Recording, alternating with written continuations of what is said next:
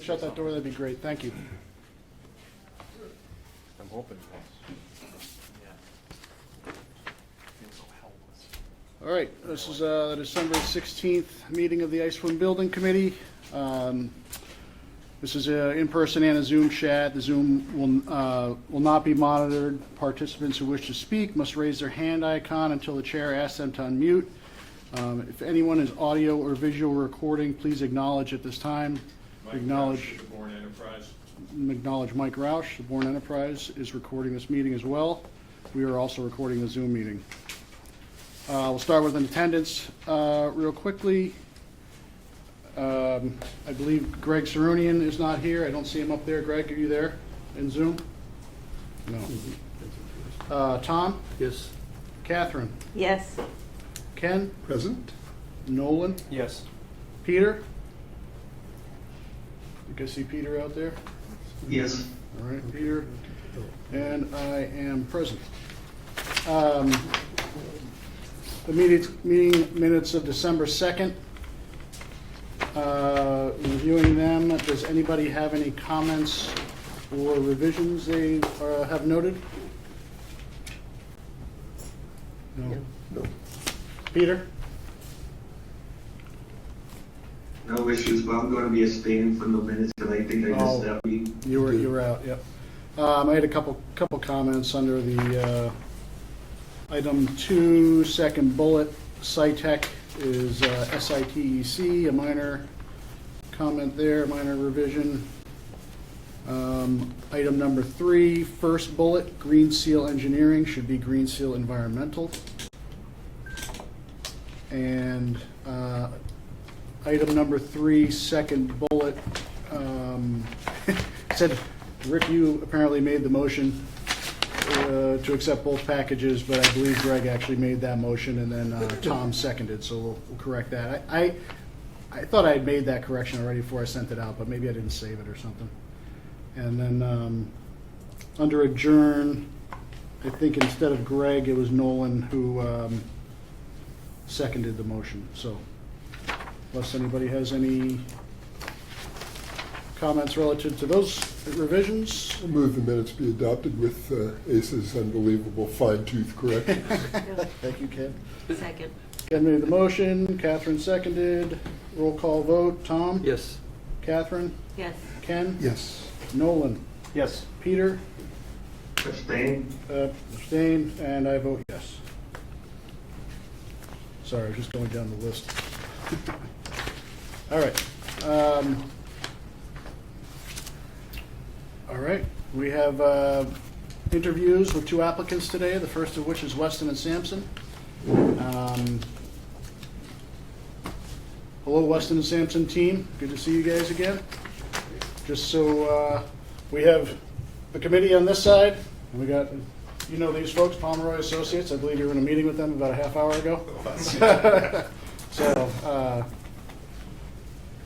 anyhow, you guys. Thanks guys, to Taylor for getting me out early. Get me out on time, I should say. I was looking out for you, Mike. Thank you. So, yeah, you guys have the floor. Excellent. Thanks for coming out. Give it a shot. Let's just make sure it works. Okay. We're good. Everyone should be sharing it, so.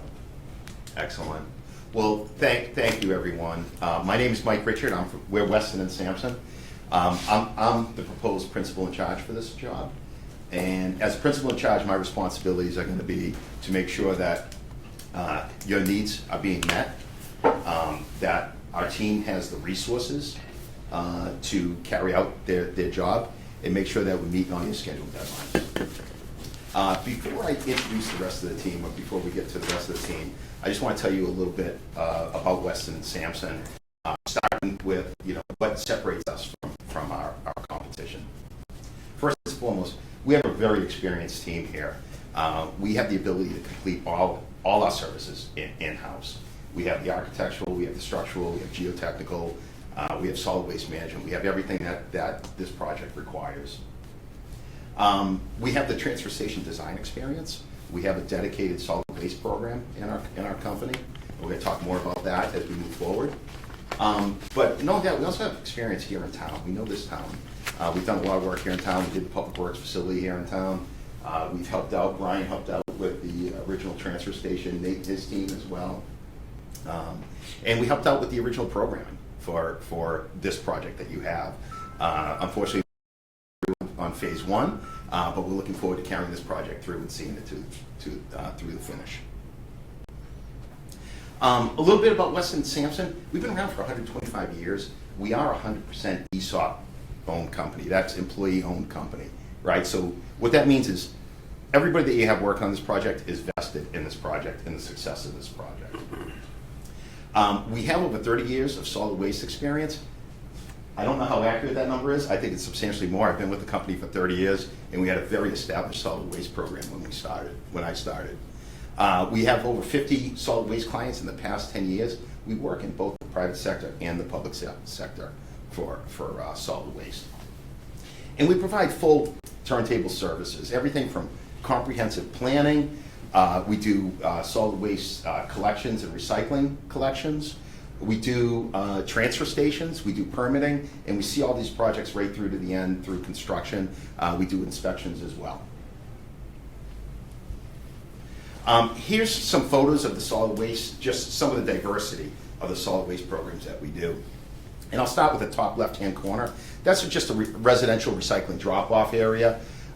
In the working clockwise around, that's anaerobic digesters, waste to energy type operation. Bottom right, we do a lot of solid waste landfill closures and permitting and design of solar on top of them.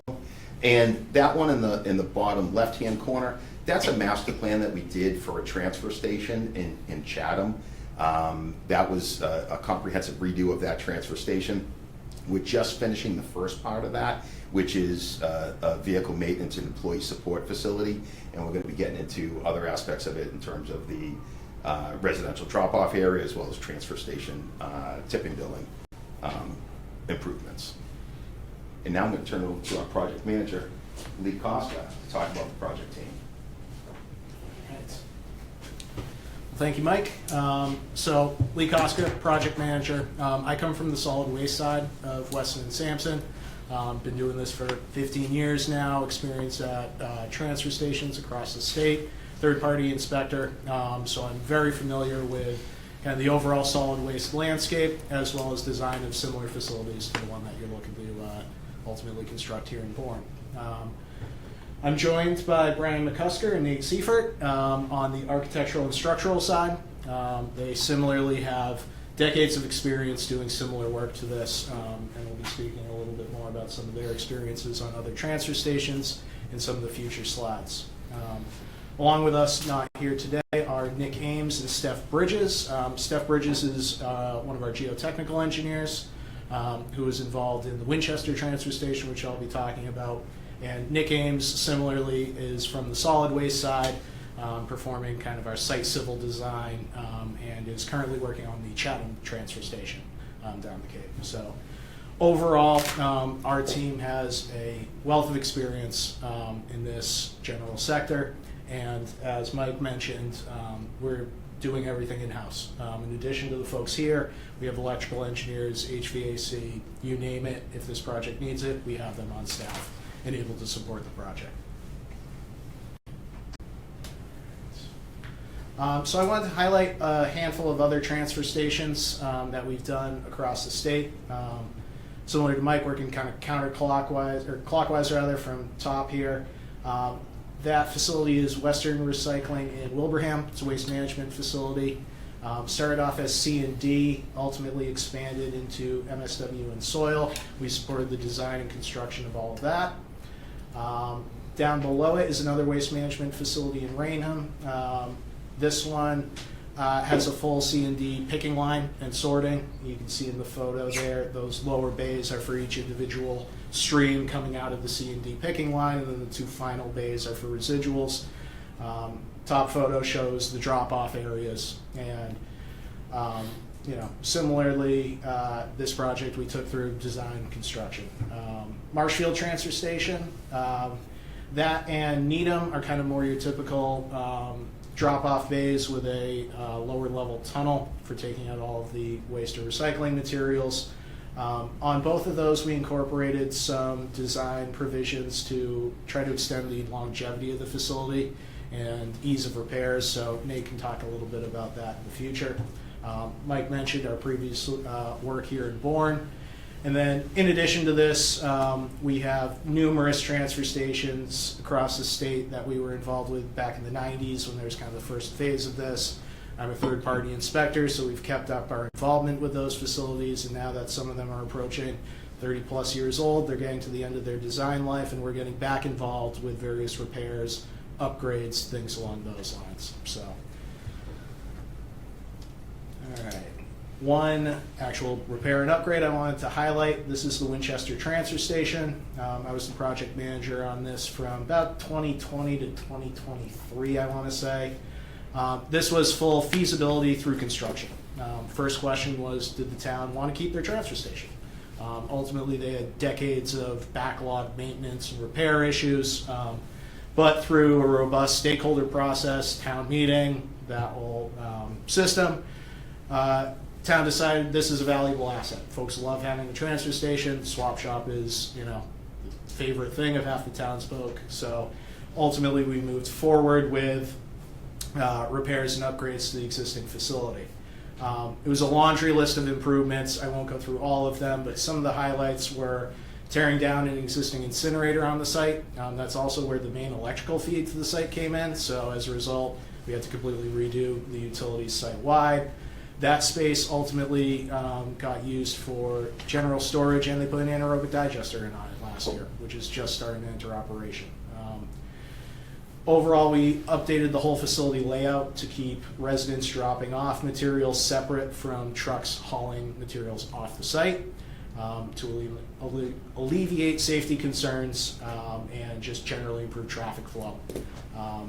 Various staff upgrades, new recycling, drop-off, which you can see in the middle of the photo there with a retaining wall.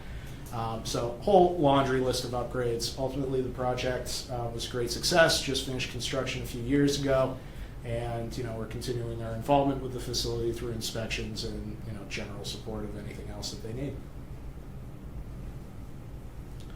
So for Bourne, our current understanding is you're looking for a new transfer station and tipping building. You need all disciplines to support this. As we mentioned, we have that in-house expertise, structural, civil, all the utilities, etc. There's also a need to integrate this with all of the new, I'll call it facility, but office space, fuel, everything else that was done as part of the Phase 1 improvements.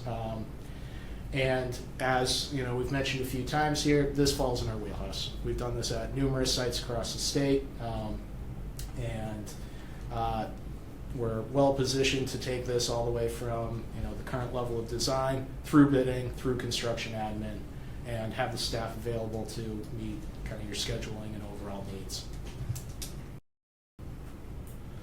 I wanted to give a little bit more info on kind of our approach to the early stages of the project. So first off, we got to take a look back at the feasibility study and everything done there. At the end of that process, we put together some kind of preliminary sizing info based on estimated tonnages of the various materials you'd be looking to move through the facility. So we'll have to verify some of the assumptions that went in at that early design stage. And at that point as well, through site walks and review of all the existing documentation, we'll look at site constraints, any permitting requirements, setbacks, those kind of things, as well as starting the stakeholder engagement process. I have a feeling everyone in this room is going to be involved with the project as it moves forward. So between you folks and any additional stakeholders in the project, we want to get your input to ultimately get a usable facility that meets all of your needs and is as efficient as humanly possible.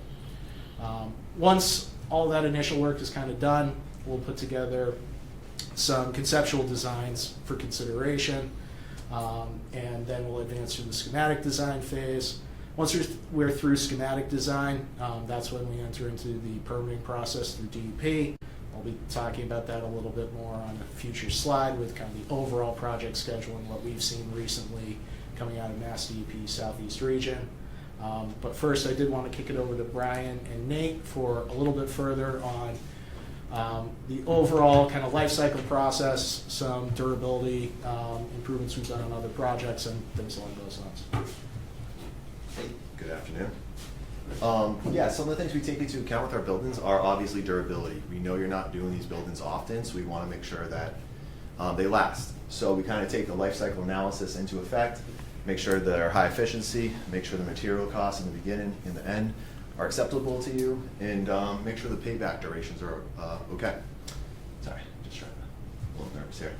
And then there's an example of solar on one of the water treatment plants that we did down the Cape. So we just kind of want to show that, you know, we do take into account the energy code here and make sure that we give you exactly what you're asking for in the RFP regarding energy efficiency, renewable energy measures that were requested. So.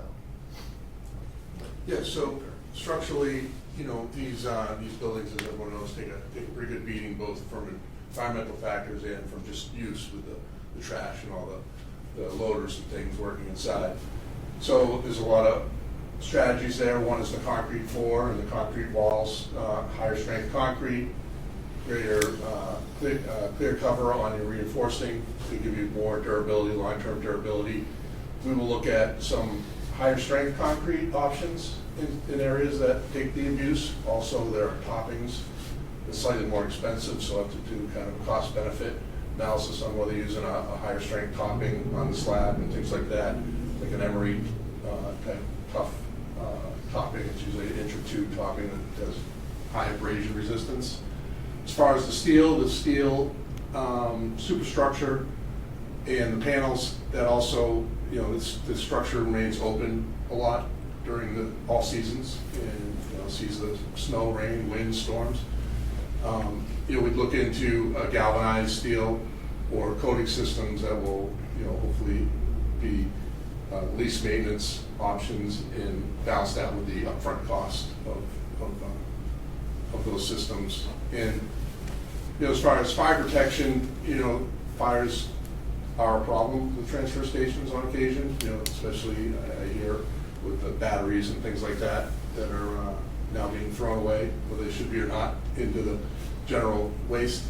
So we'll look at whether there's a dry system for fire protection, or you know, maybe some domestic type paving systems and things like that we can protect the steel in case of a fire and have less damage and less need for repair after the fire. And then another big factor is stakeholder engagement, just making sure that everyone is on board in town or on the building committee or who your stakeholders are.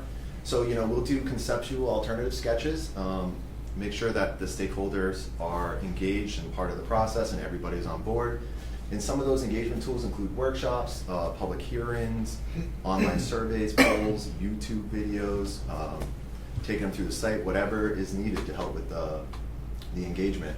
So, you know, as an engineering firm that does a lot of municipal projects, we do need to get financials on board and everybody on board to help make sure that your building gets through. So as you can see, here's an example video walkthrough. I kind of posted that in the YouTube, and you can kind of see some of the kind of open house public flyers and kind of tools that we use. So just something to think about as we kind of go forward with this one. Turn this back over to Okay. So, overall timeline, we kind of gave a brief walkthrough of the task 1 and 2 through schematic design. But as I mentioned, permitting through Mass DEP can be a major schedule driver here. From our experience recently with Southeast Region, we've seen extended permitting reviews. And I understand you guys are a working facility with a great relationship with the region.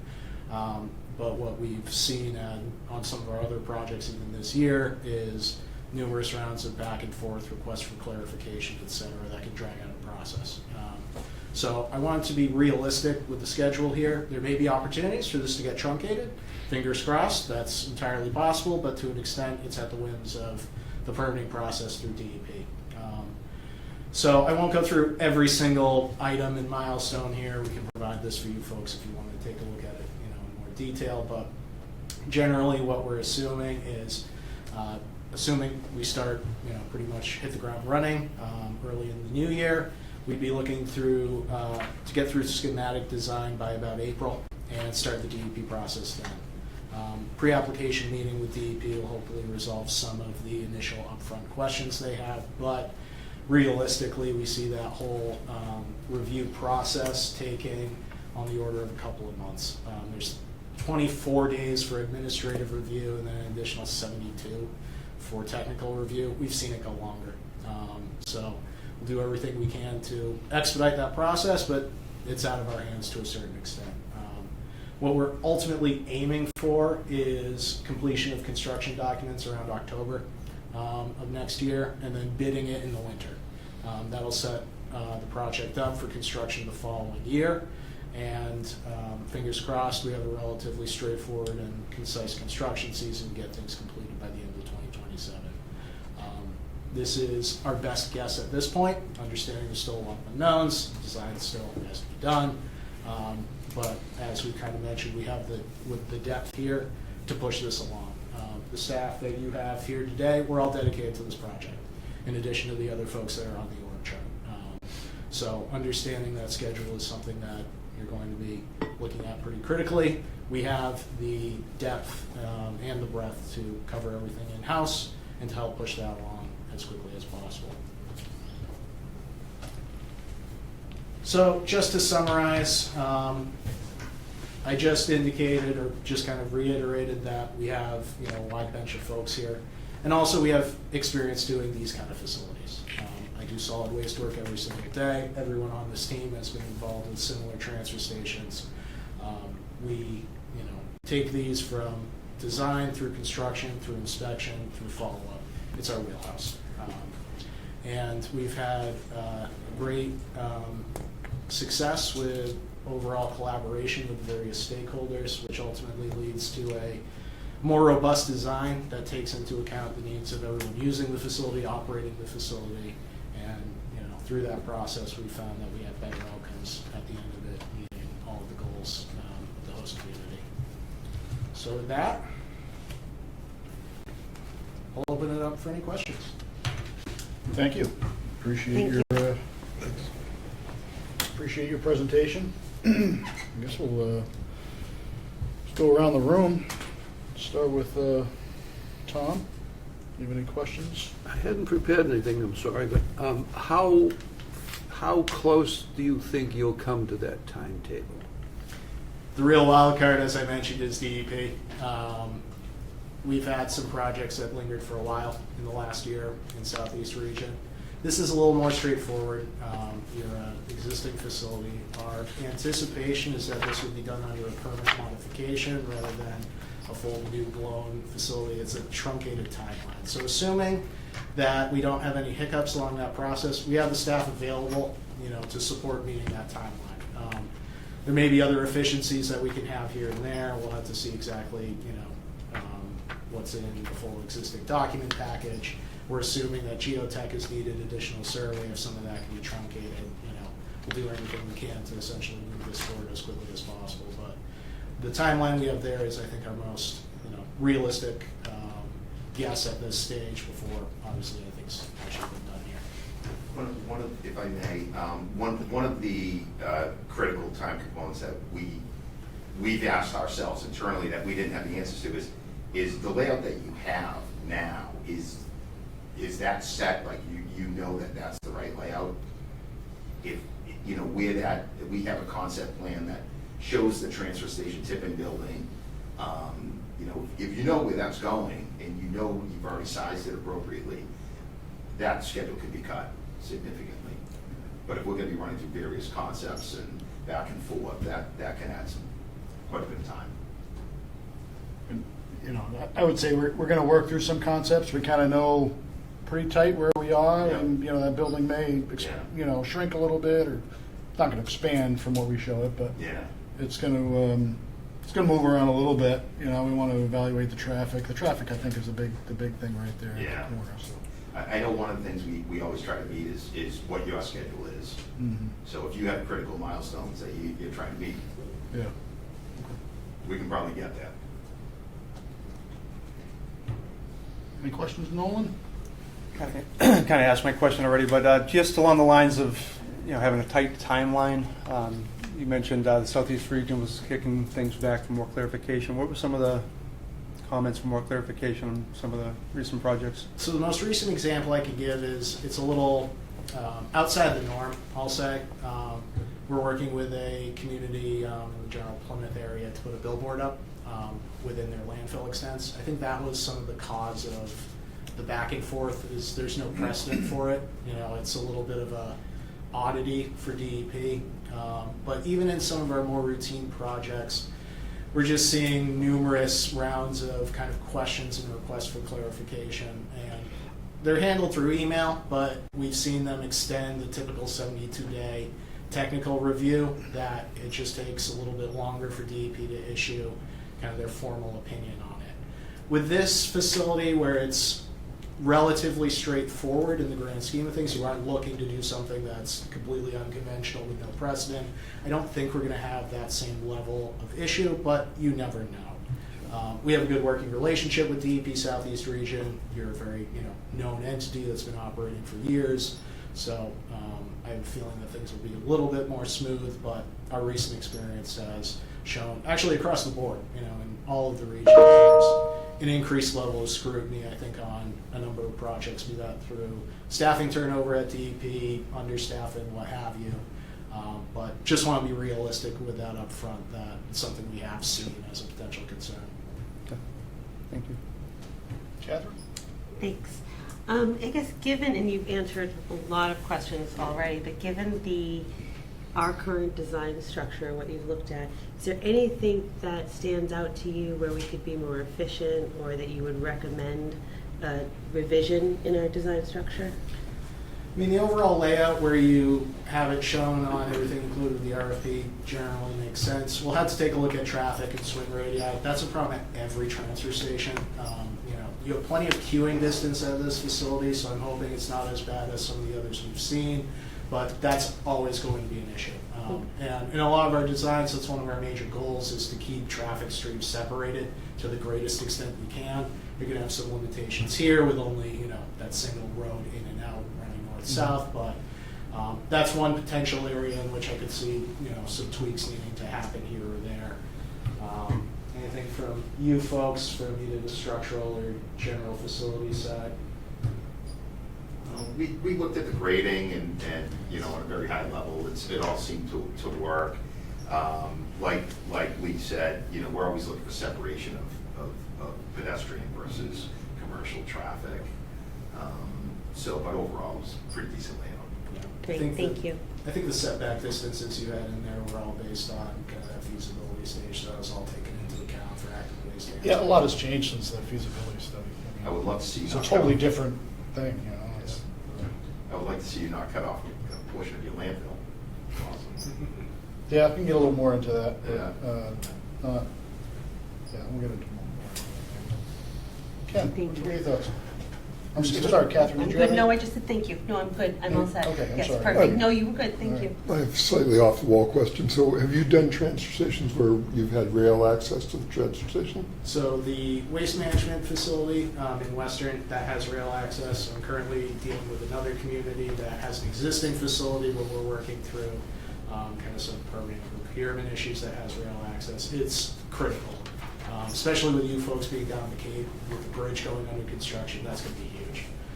So, as a potential option further down the road, would love to see it happen, understanding that there's, a whole slew of negotiations and other things that factor into that between the rail company, Joint Base Cape Cod, assuming it needs to cut through their property. But especially with, as I mentioned, down the Cape, you're going to be losing the bridge. Traffic's always going to be a nightmare. It's a great outlet to be able to get waste off Cape, in the future when that needs to be the ultimate home for the material. So, Yeah, I guess the issue would be, obviously, we don't have a plan at this point for rail access, but we would want to certainly preserve that option in the design in case in the future there is a new rail line that goes to this particular transfer station. So in general, too, there are set curvatures for track that we can take a look at.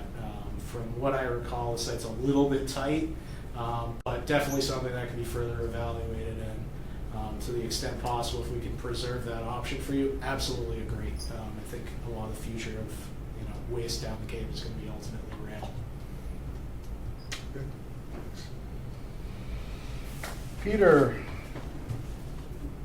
any comments, I, questions? nah, no, thank you. I'm comfortable with the questions and the presentation. Okay, great. So Greg Sarunian, who is also a member, the vice chair of the building committee, is not here today, but he put together a couple questions for me ahead of time. So in both of the applications, it was sort of tough to decipher what your role was in, some of the projects that you show as past projects. Could you just kind of lay out, like, on some of those past projects, as how much of it was, say, full design and construction versus maybe just a permitting role, and kind of just talk about that a little bit? Sure. So for the 4 that I presented, so it was Waste Management, Wilbraham, Rainham, Marshfield, Needham, we were basically involved soup to nuts. For the waste management facilities, those aren't subject to public procurement, so at least Rainham has slightly different, performance-based spec for that, but in general, we take these things all the way through, design through construction admin. Personally, Winchester, we took that through every stage of the project. We have some that is an existing facility and we're only doing upgrades or repairs, so obviously they'll be a little bit more limited, but across our overall team, we have experience, again, taking these all the way through. So from construction admin as well as all the design aspects, we have, that in our wheelhouse. I think the second one's already been answered relative to scope and tightening timelines. I did have one question relative to timelines and DEP. Are you guys considering site assignment in or just ATC, ATO? Just Or ATC, yeah. From our understanding, where you already have site assignment. We're in the process, yeah, right. okay. I didn't know if it was built into that 20. I think No, 20. we're assuming at this point that would be done under presumably a major mod. In theory, they could request it be done under a facility expansion. I don't see that as being likely, but that'll all get fleshed out in that pre-application meeting.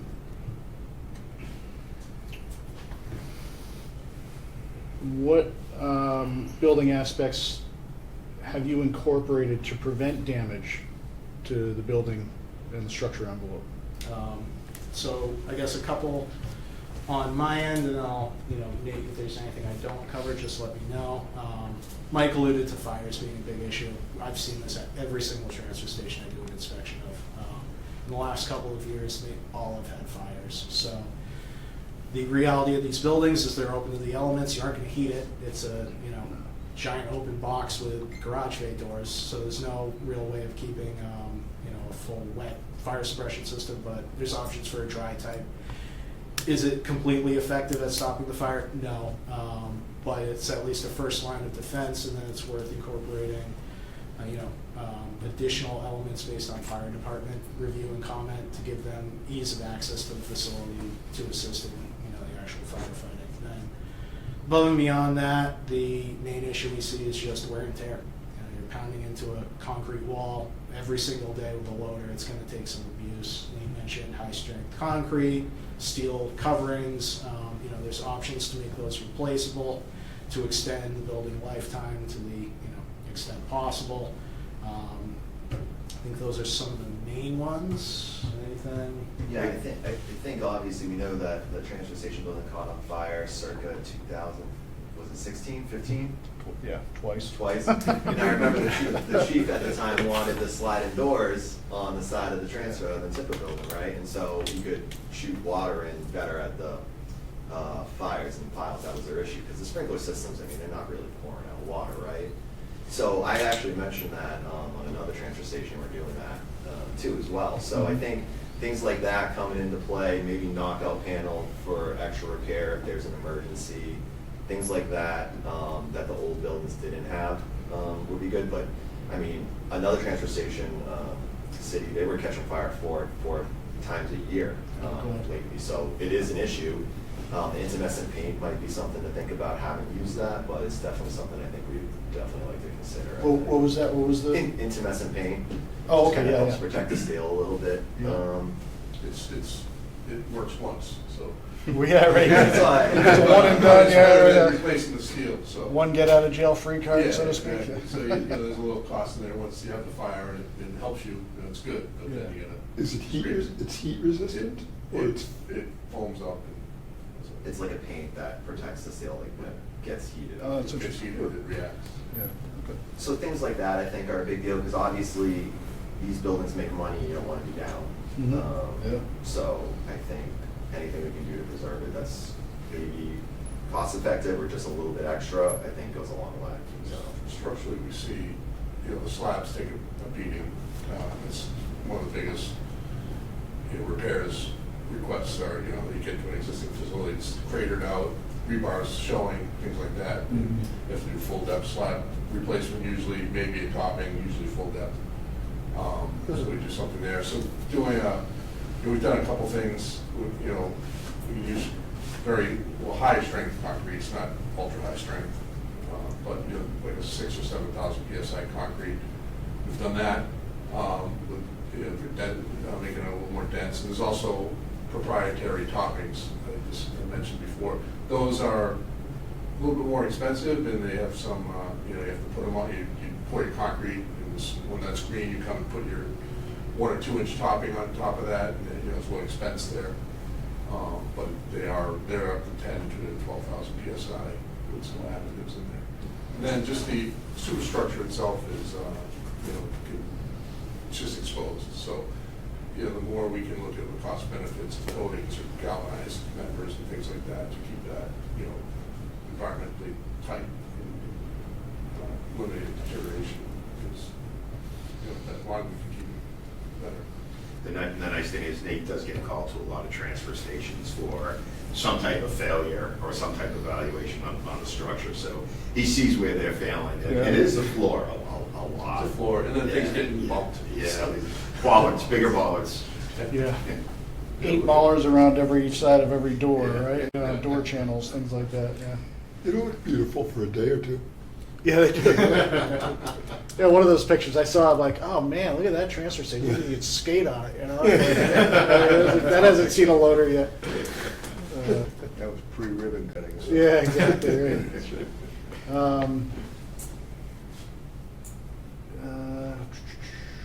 How do you handle cost estimating? Is it in-house or through an outside, like a third-party consultant? That we do typically sub out. On this, I believe we have, Jerry Tador, TCI, Yeah.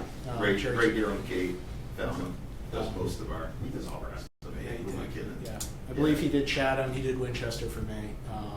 We have kind of an extensive backlog now also of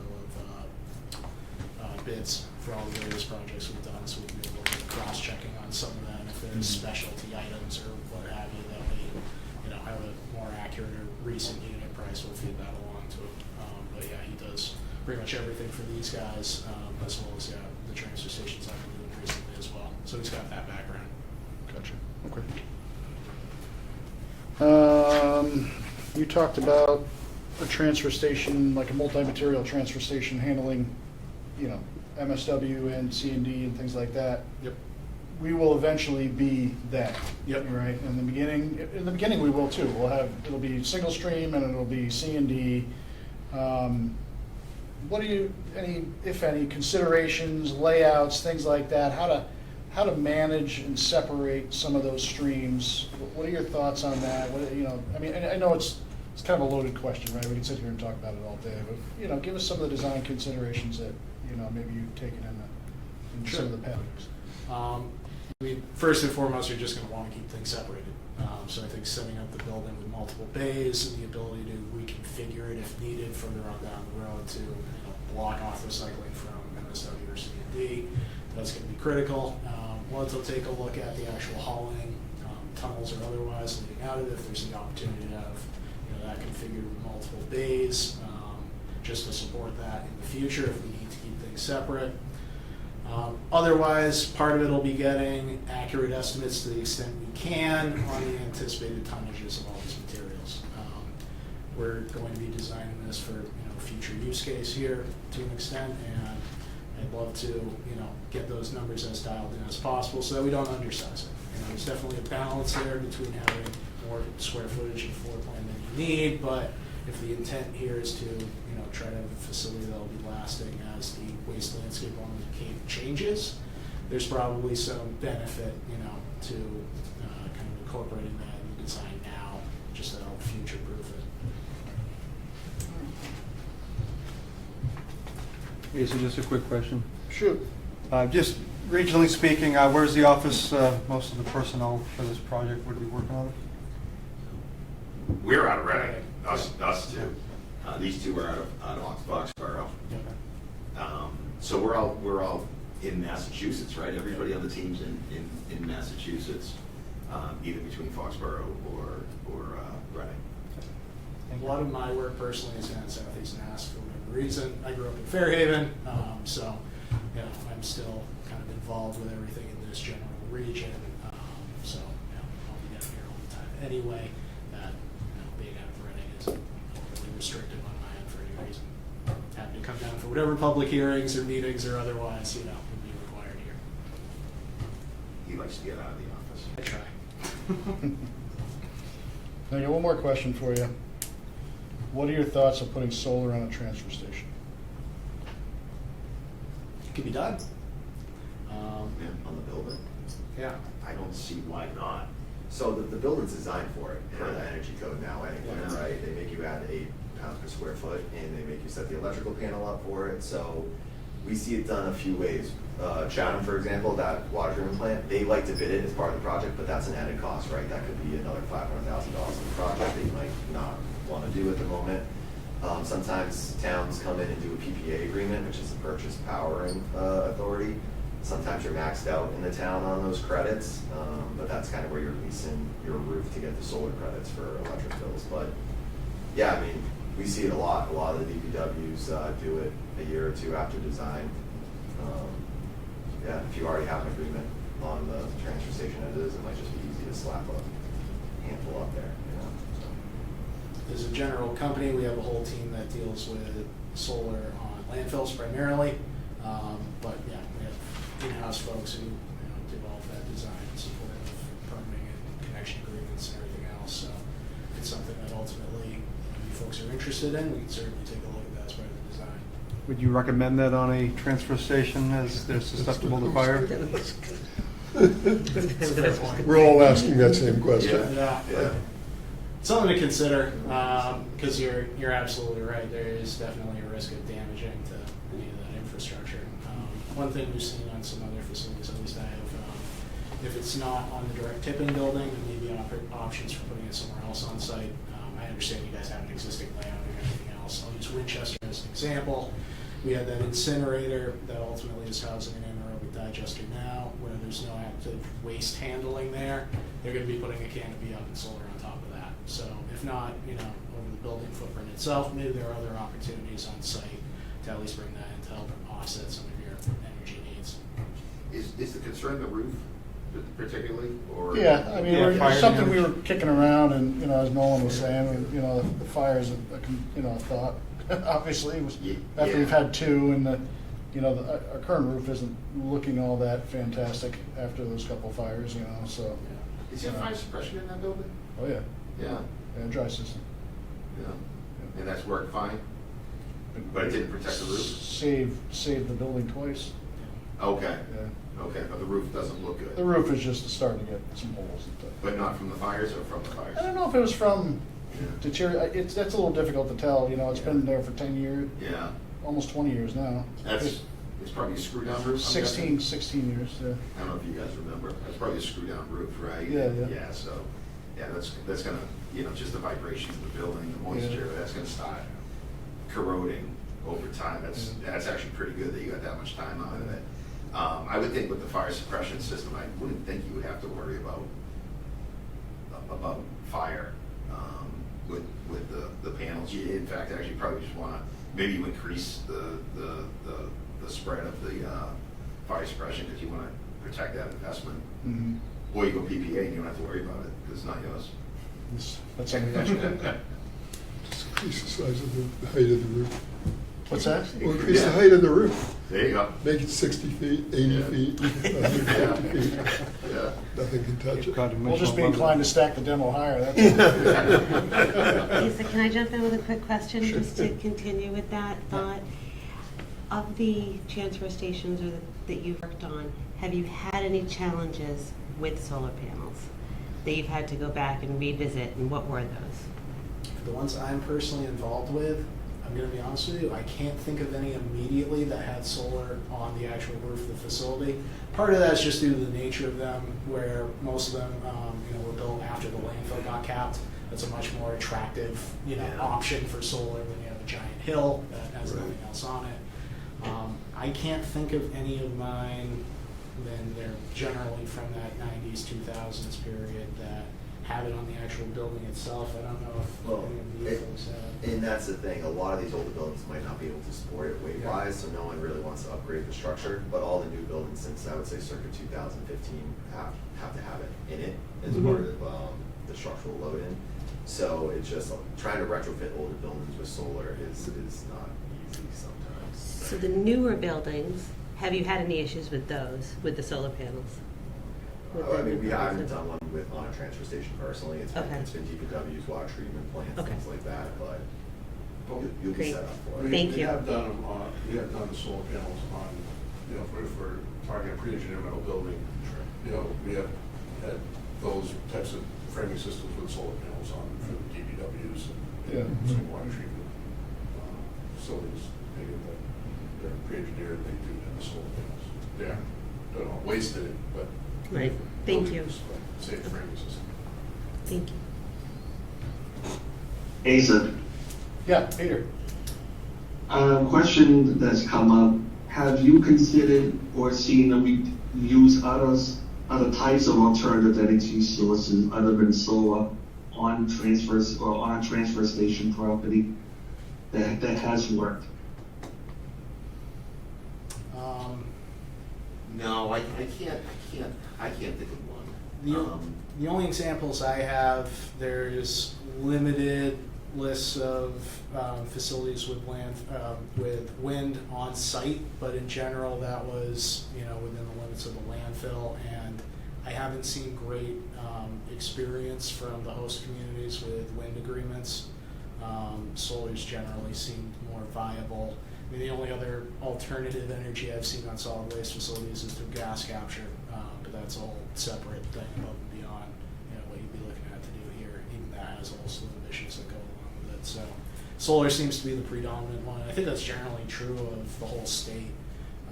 Wind seems to be, with the exception of the offshore, kind of falling off a little bit. I haven't seen quite as much of that going on, but anyway.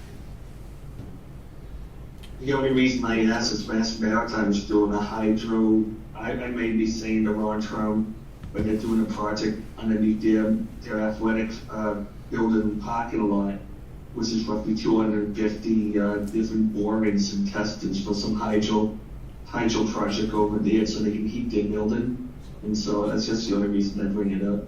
Oh, it's talking Yeah, about geothermal. Yeah, we've seen the Mass Maritime geothermal thing, and you're not going to have that heating load. You're not going to be looking for that heating load to want to spend that kind of money. No. I got just a quick question. Lee, you mentioned being a third-party inspector. Can Yes. you talk about that a little bit? I think that could be a great asset. Sure. In Massachusetts, the inspection of landfills was essentially privatized. You need to be a PE, pass all the exams to get the certification, but then you're licensed to do inspections at landfills, transfer stations, C&D transfer stations, all of that. So that's one of the many hats I wear. I have a number of Cape communities that I support through that, a whole bunch in general, Southeast Mass. And it's for both waste ban inspections, so looking at the actual incoming recycling streams, making sure they're free of waste ban items, but then also just general facility maintenance, upkeep, record keeping, all of that. So I'm a third-party inspector. Brian McCormick, who's on our team as the kind of senior reviewer, he's been a TPI for decades probably at this point, since about when the program started. Nick Ames is also a third-party inspector. So between the three of us, we probably have 50-plus, transfer stations, landfills, et cetera, across the state that we do inspections on a yearly basis, so, yeah. Excellent, yeah. It helps flag some of these issues, and we see things like fires, that it just helps keep your pulse on kind of what issues these facilities are experiencing regularly, because ultimately we hear about them and we document them in our reports to DEP. Yeah, and I assume helps during the design process, Oh, yeah. picking up things that might not otherwise be picked up. Yep. Transfer stations are funny. Each town kind of has its own quirks. It feels like everyone has its odd little thing that was, set up when it was first built. Some of them are better than others, but yeah, there's definitely lessons to be learned across all these different facilities across the state. And we got that background. We've seen numerous different ways of laying these things out, setting them up. So definitely can bring that to bear on this project. Excellent, thank you. That's the worst part about going last, is that all of the good questions.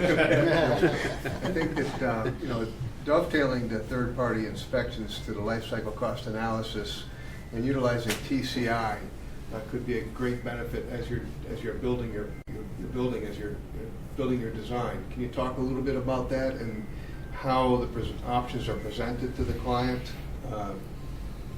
That's me. Your time is up. You're up. Well, I can at least touch on it briefly. Yeah, no, we started a little late, so I think, I'd love to hear. Sharing the screen. Just, dovetailing all that together and allowing the client to make the right decisions. And unfortunately, a lot of times it's monetary. Yeah. But understanding the different systems and the cost of them, I think, is important. I always think of life cycle cost analysis when it comes to mechanical systems, but you've highlighted in how important with this type of building, how it is for the architectural components and the building components. Yeah, totally. And, through the TPIs, I mentioned this at the beginning, we designed some of these facilities and now some of them are 30 years old. So we've seen some of the items that fail most routinely. I think Nate touched on some of them, but floors, push walls, general structural members if they aren't adequately supported. So, there's definitely different options for all of these that can be considered, and that's part of the whole stakeholder process as well. We would look to get input from you folks on the kind of concept designs, flesh out some of those different options and get a better sense on, kind of overall, I'll say cost tolerance, but the cost benefit analysis of all of this, that ultimately, what we'd like for you is to have the most operatable facility with the least amount of maintenance for as long as possible. But in the off chance that, something does fail, we'd like it to be as replaceable as possible to keep those long-term costs down. So we've seen this in other facilities, we'll definitely bring that experience to bear here. If there's anything else, I think we covered this. No, the only thing I would add to that is, you get a very experienced crew here, right, that seen the private operations as well as the public operations, and we don't want to spend your money unnecessarily. If you think you know what you want, by all means, and if there's questions about it, I don't know if it gets into a larger discussion with others, but you have an experienced crew. If you know what you want, then save the evaluation money. But if you have things that you want to expand, things that you're not familiar with, like the paint that we talked about, yeah, we could do that evaluation pretty readily. Help you out. And is there any opportunity for early meetings with the DEP during the concept phase to get them engaged sooner? You can. They generally want to get to, roughly schematic design level. We can look at that for this facility, where you're an existing, solid waste facility. If we can get a good sense on layout early, where do you want it, the sizing and all that. There's no reason we couldn't hold the pre-application meeting earlier, but they'll have more questions if we're earlier in the design process. So it's sort of a balancing act there. Okay, thank you. Anybody? Peter, any more questions?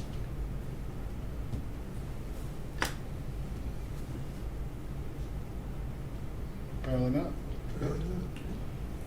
Well, thank you for your presentation and your time. Yeah, thank you very much. Thank you very It's much. appreciate you going Thank through you. it. Thank you for your consideration. Oh, that's mine. I'm sure we got all of our IT stuff. Thank you all. Kids, do you know when you're gonna make decisions? Tonight.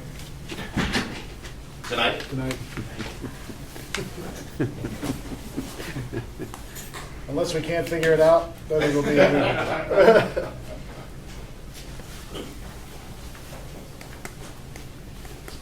Well, thank you again. It was good seeing you all. Appreciate it. That would be great. You want to talk for a minute first? No, I'd say let's just get the other. Let's get right into it, and then we can talk afterwards. All right? Okay. Everybody all right with that? Yeah. Would anybody like an alcohol? What's Cinnamon? that? Cinnamon alcohol? So we use the men's room real quick. Thoughts, Mike? I'm going to sound, Of course. Complicated process that it is, yeah. I'm going to sound stupid right now, Asa. Do you want me to mute the Zoom meeting? Oh, maybe you should. Yeah, let's, Yeah, no, we're gonna take a quick pause right here, and we'll be back on Zoom in about 5 minutes.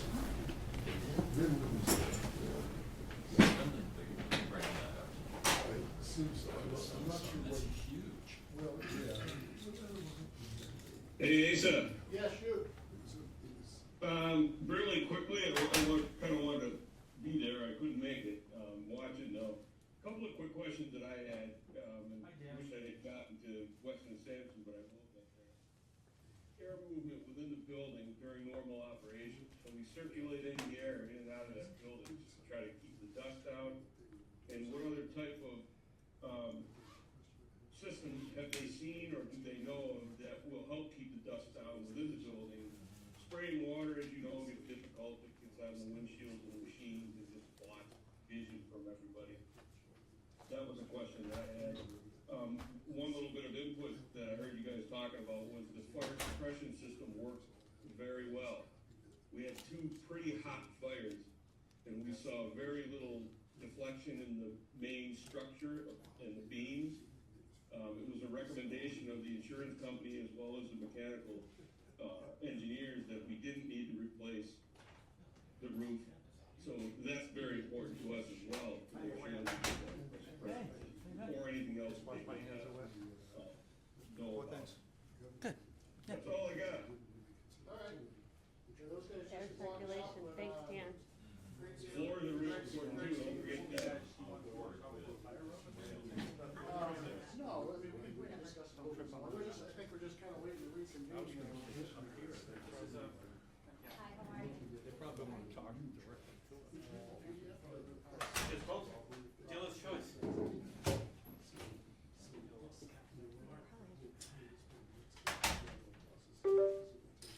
Should we sit right here, or? Can we sit here until we talk around? You could certainly do that. That's just your, we did that during our interview. It worked out well. We're only using one mic, we gotta use this Oh, microphone? we don't have mics, that's the problem. Okay, Yeah, you have to speak, well, you have that mic, but you should speak at the podium and then.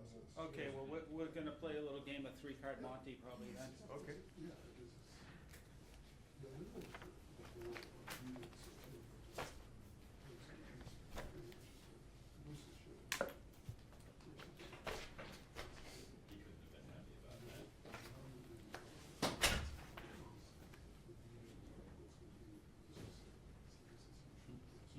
Are you gonna spin and look at the screen? If not, I do have extra copies of your presentation too. No, we'll take those afterwards, if that's okay. Yeah. That's kind of sexy, dude. That's what Trump is. It's a Trump movie. But it was also incredibly misleading because he was interested in just like Putin's relatively uninterested in business. Which was good. He did his work hard. I love the way he is.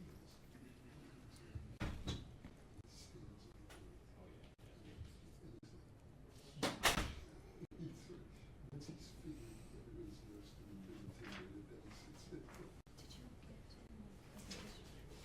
Appreciate that. Asa's putting it in.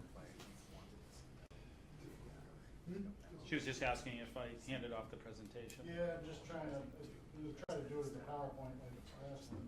Yeah, it's almost 200 megabytes, so that's why I reduced it to a PDF as well. That might be okay.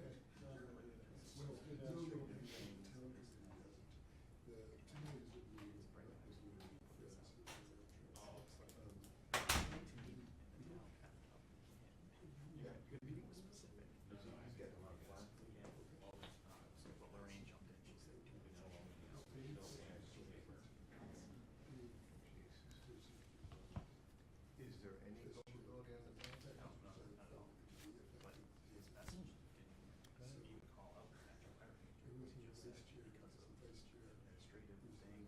Yeah, there should be a view.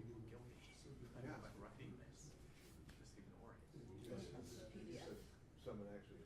It is the PDF, but there is a way to just review it by slides. Yeah. That'll work.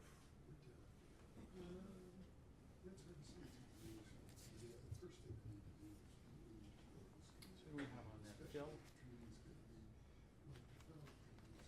Peter Myers on? Online?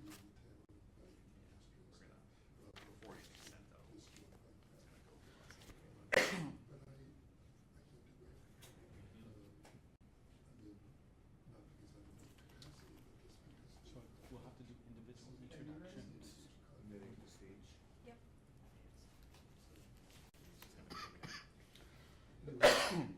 Still no news? Yeah, we do have another meeting.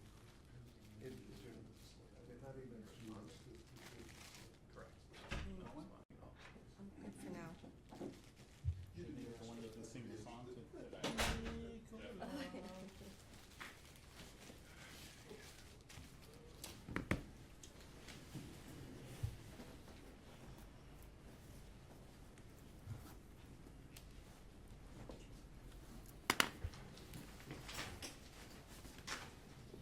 One of you is gonna have to drive.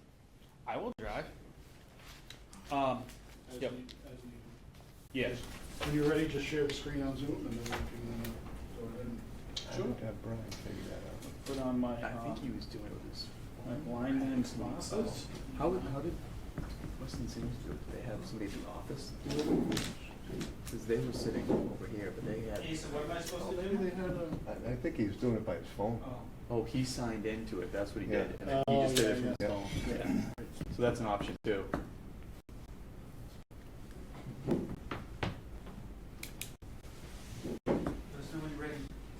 Yeah, so these are the committee members here, and myself. These folks over here, Rick Pomeroy, Taylor McDonald from Pomeroy Associates, they're our OPM. So, And then you had several people on Zoom. I saw Peter Meyer, Phil Goddard. Peter Meyer and Phil and Dan are on. Excellent. Well, I will start. Start with introductions. My name is Laura Bouguet. I'm registered professional engineer. I have about 28 years experience in the solid waste field, specifically even in Massachusetts. I've been with Green Seal about 9 years now, primarily working on transfer station projects. Prior to that, I worked with a lot of municipalities. In the late 90s and early 2000s, Mass DEP had done a push to close a lot of the local landfills, and I did a lot of that work: design, permitting, bidding, construction oversight, and closure. So I have a lot of bidding experience with municipalities from the old days. I also was on the Dedham Conservation Commission for about 10 years. So I served as chair and vice chair for most of those 10 years. So I am well versed in working with volunteer committees as well as leading those volunteer committees. I have here with me today my colleague Greg Werson from Green Seal, who I will ask to come up and introduce himself, give a little background. And then also Peter Reynolds from McKenzie Engineering, our teaming partner, who will be running the structural and MEP design portion of the transfer station project. So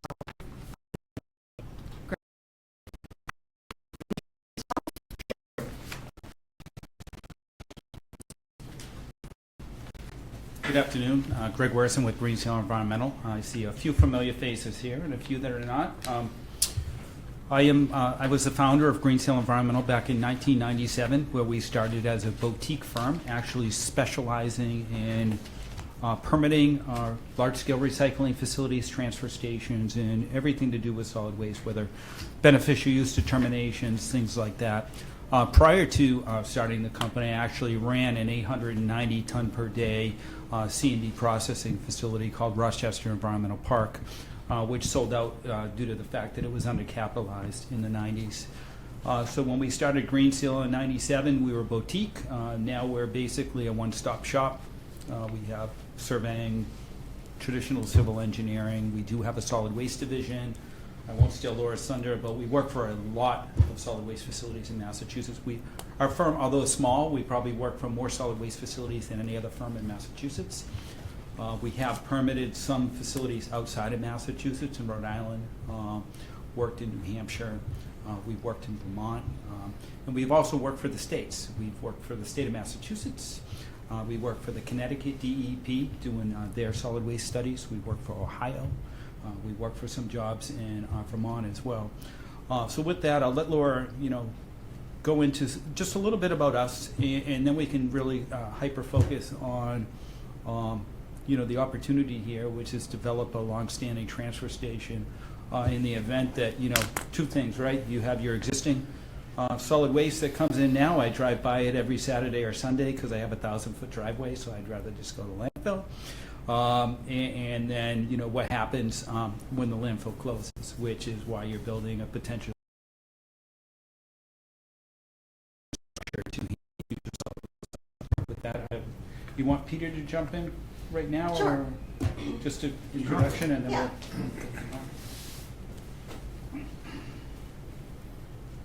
Good afternoon. I'm Peter Reynolds from McKenzie Engineering. I own the company. We do structural, architectural, mechanical, electrical, plumbing. We're basically going to design the structure. And we've been in business. I've owned the company since 1982, been in business for 43 years, do many different types of facilities, but we've done many transfer stations, facilities with Green Seal, probably half a dozen or so.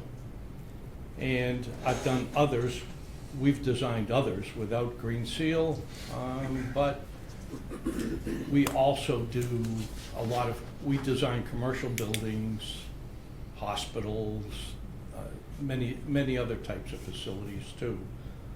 But lately, we've been doing a lot of transfer facilities. So that's us in a quick snapshot. Thank you. So what I have up on the screen is our organizational chart. This was included in our RFP response. Again, just to if we are so lucky to be selected for this project. And underneath me, I have 3 or 4 engineers in our office that will provide support for design and concept drawings, for solid waste study and design, kind of preliminary phases where we're looking at what you guys need and the space that we have designated for that. I'll be working with Greg and Peter Flood of our office. It's technically our solid waste group. And then I've also included, as part of the construction oversight phase, we have a survey team division at Green Seal. So I've listed our construction supervisor and our survey team to help with that. As a sub, already McKenzie Engineering, and Peter and his team is shown with their structural and MEP support for the design. So moving on, Greg kind of already touched on, who we are at Green Seal. We're local, we're here in Sagamore Beach, nice and close to you guys, would love to work in our backyard. We currently contract with about 43 different solid waste facilities throughout the state. We provide a lot of their compliance work, as well as any permitting needs, design, construction, whatever essentially these facilities need. They call us, and we help them get to where they need to be. As we included in our RFP, we have designed at least 13 transfer stations throughout the state. And that's 2 of them actually were completed last year, this year, very recent, one of which that we partnered with Peter on, and that was out in Pittsfield. That was a long drive, so Bourne would be great. And then, again, Peter already touched on, yeah, you can switch to Mackenzie, thanks. Peter already talked about his firm, started in '82, and all the work that he's done, so this is just a summary of that. Again, as we already alluded, we've worked on many projects together, 5 facilities overall, but actually 7 different projects, because 2 of the facilities were both the original construction as well as an expansion, so a building addition.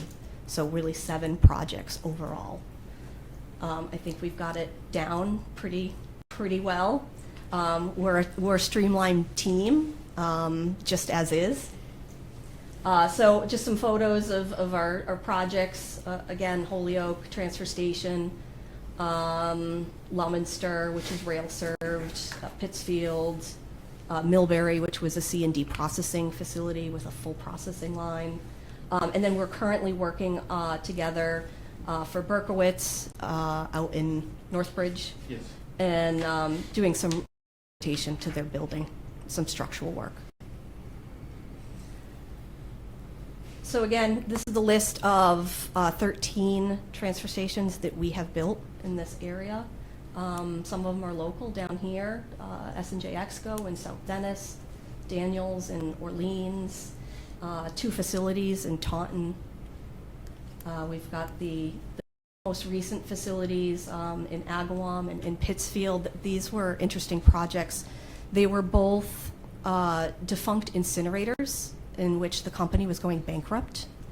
And so 2 of our clients bought the 2 different facilities, and I worked with each client simultaneously because bankruptcy proceedings happened all at the same time, and worked with them to modify these facilities to make it what they need to be. And one client went the partial demo reconstruction route, whereas the other client went full demo and full reconstruction. So it was really interesting to be, kind of going side by side, same steps through with both clients through this process. And all this included the permitting with Mass DEP, with local boards. One thing that occurred with the Pittsfield project is the Casella team that had bought it. There was about 8 stakeholders involved in the preliminary planning of what they wanted to do, and they all had different wants and needs. One was the regional sales director, so he's like, I got to sell this to the city. I'm going to need this amount of capacity in the building.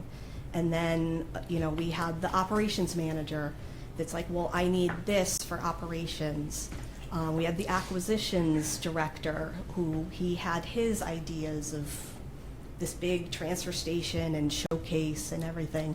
So those first steps, just like what we'll be doing with you guys, is figuring out what do they need, what can they do, what are their constraints, and working with all these different people in all these different needs and bringing it down to what is the project.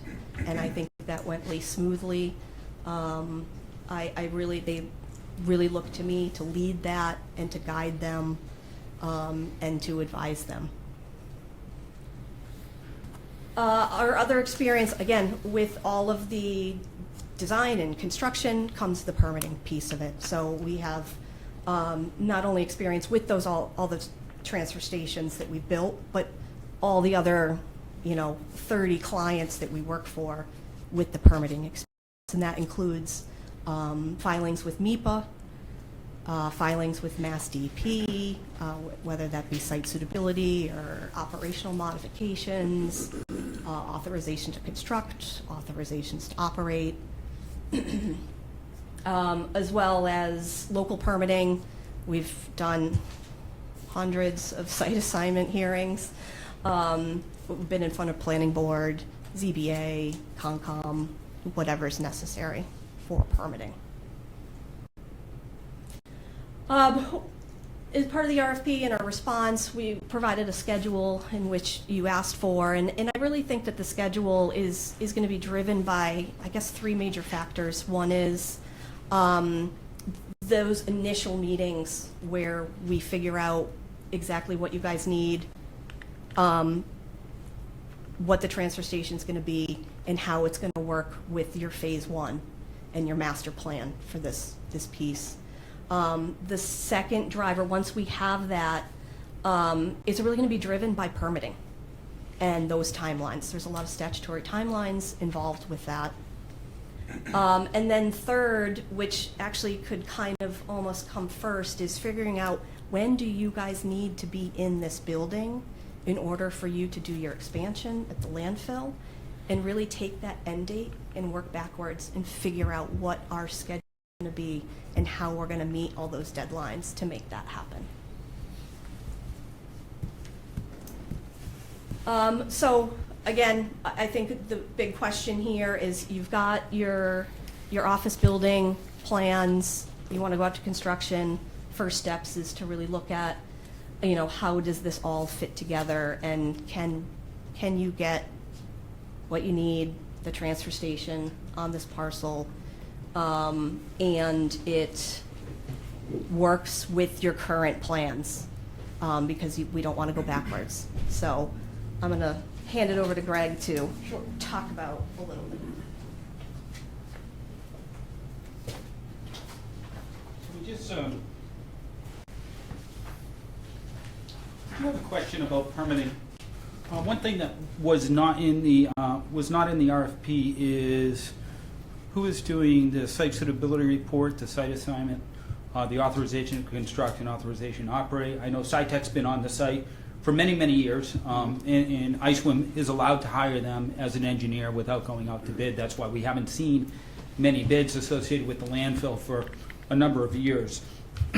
We can support, we could not support, we could run with it. I'm just letting you know we're experienced in every area. May come with modifications to your existing DRI with the Cape Cod Commission, may come with a notice of project change with Executive Office of Energy and Environmental Affairs. Very privy to changes. Solid waste is 2 things, right? You never have enough room. It's an old Star Trek thing that says space is the final frontier.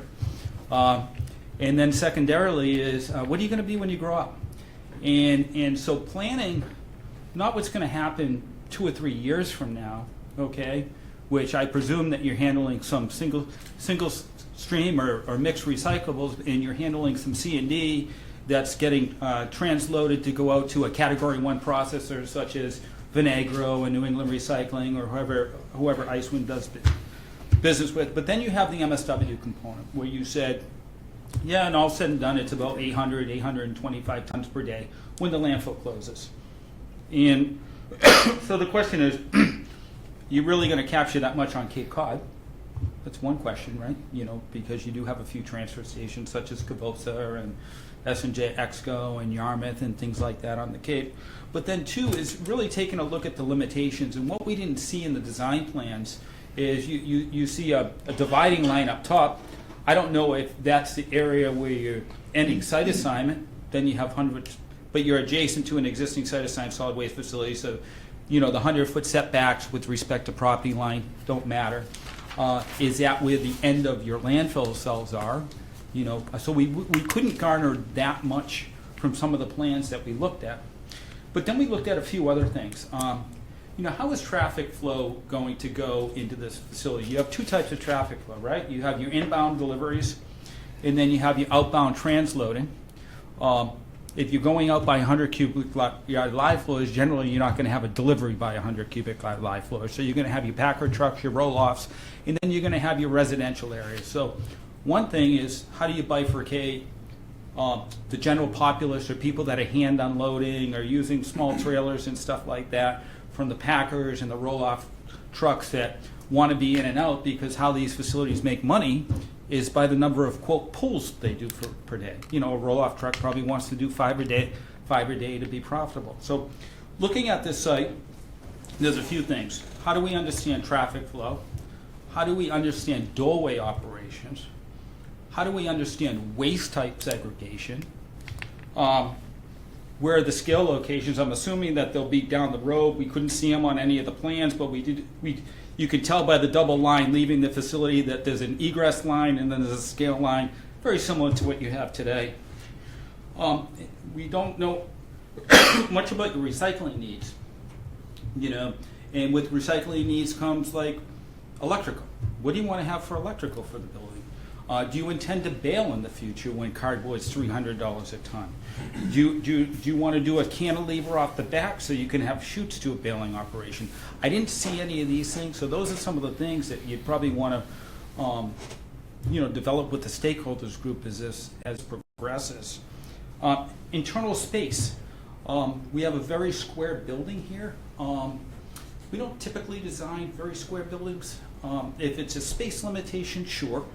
To give you enough space, but what you're doing is you have generally a back push wall, so and you have loadout areas in this draft plan that are on one side of the building. So as you have your, I'm going to call it to the south, you have your recyclables to the south. Let's say you have MSW in the middle and you have C&D to the north. You have to get the waste to the trucks. So that means that you're taking away building space by creating waste lanes to get the materials to these recessed loading areas. So taking a look at your flow and how you can better utilize it. Can you make a 32,000 square foot building act as a 20,000 square foot building by poor design? Sure. Can you make it act as a 40,000 square foot building just by what you need for lanes, picking areas, inspection areas, and things like that? So that's certainly something to be discussed. And with that, understanding the land limitations there. And so, those are a few things that I noticed on there. I know I heard Dan's voice asking about, fire suppression. Everyone's going to fire rover. Every facility that we're designing right now is infrared fire rover technologies. You're going to have a dry fire suppression system there. Just because it's an unconditioned space. But you're also going to have probably something like Fire Rover, which is monitored. Generally, I haven't done a facility that's over 100 tons that as either installing Fire Rover or it's part of their design plans. It's the way of the future. I heard Dan talking about, or someone talking about preserving the structural members and the structural integrity of the building, and that's what this does. So, where are you going to put your tanks? Where are you going to, what do you need for your electrical components? What's the best way to articulate these water cannons, and they have, a foam surfactant with them, to make it work properly. Another thing was questions about dust. Well, with dust, it also comes air permitting, right? So if you don't have a water misting system, you're probably going to release greater than 1 ton per year, which means that you're going to need a limited plan approval for the Mass DEP. If you use water suppression, and depending upon the amount of C&D that you have, you probably don't need a limited plan approval, just because you're not going to have greater than 1 ton of PM10 emissions per year. So those are things to talk about. I do understand that misting systems, when they're not done correctly, can have safety issues. In the winter, they can have icing issues. I mean, some of these machines, if you take a look at them with the fans, and then you go on a ski lift, it's the same damn thing, except one's blowing snow and one's blowing water. So, yeah, there's certain times of the year that you use them, and certain times of the year that you don't. Some places have to heat trace them. If we go back, if we went back a few slides, there was a picture on the first page that, one of our facilities has a large stack on it. And if I could show you, and they created a plenum on the inside which sucks out the air. The solution to pollution is actually grabbing that PM10 or PM2.5. If you're not knocking it down, is to eject it from a stack with a high velocity blower. It's that's based on dispersion modeling. But that system that we designed there was conducive for water, because it just went in through a plenum. It wasn't going through HEPA filters or any type of filtration, because if you have C&D, and I know ACES work there, we're handling sheetrock dust, right? You do something with the filtration, whether it's a bag unit or filtration, basically what you're making is stucco. So you have to be careful with your technologies and what you're using there. We've used different odor control technologies, like at Western Recycling. They had a new one that we implemented. We do recommend the traditional high pressure misting around the doors. You have other odor control. You're next to a landfill, so your variables are a little different here. And that's what we'd like to hear from the stakeholders group is also, what are you looking to get out of it, and what are the long-term goals? This is a 20 or 25-year building. You have capacity. I don't even know what this new expansion does, but it's greater than 15 years, I believe. It's about 15 to 20. Yeah, so, we're designing a building for 75% of its capacity use isn't going to be used right now. So then the question is, what can you use it for? Do you want to do something else there in the interim until you're going to haul your MSW? So talking about things like that, if you're going to build a $22 million infrastructure project, how can you garner some revenue too, over the next 15 or 20 years when you're not hauling out 600 tons of MSW a day, even if you could capture that on Cape Cod. So I think that's really key. With that, love to open it up for questions, and we can go back and forth. That's really, let me see what I have. There's the summary slide. And I'm proud of myself. I haven't gone into my whooping cough thing. I got bronchitis 2 weeks ago, and I've been a hot mess. So I've made it with a hot chocolate and 2 cough drops. So, as Laura said, we have a significant amount of experience. I believe that we work for more solid waste facilities than any other consulting firm in Massachusetts. We've won awards. We get referrals out of state, whether it's from state agencies or what we do. We've sat on all the solid waste advisory committees. I was the New England chairman of the Construction Materials Recycling Association for about 15 years. We do have a fair amount of experience, not with ISWM, but we do have a fair amount of experience working with Bourne. We've worked with Bourne on some stormwater outfall improvements.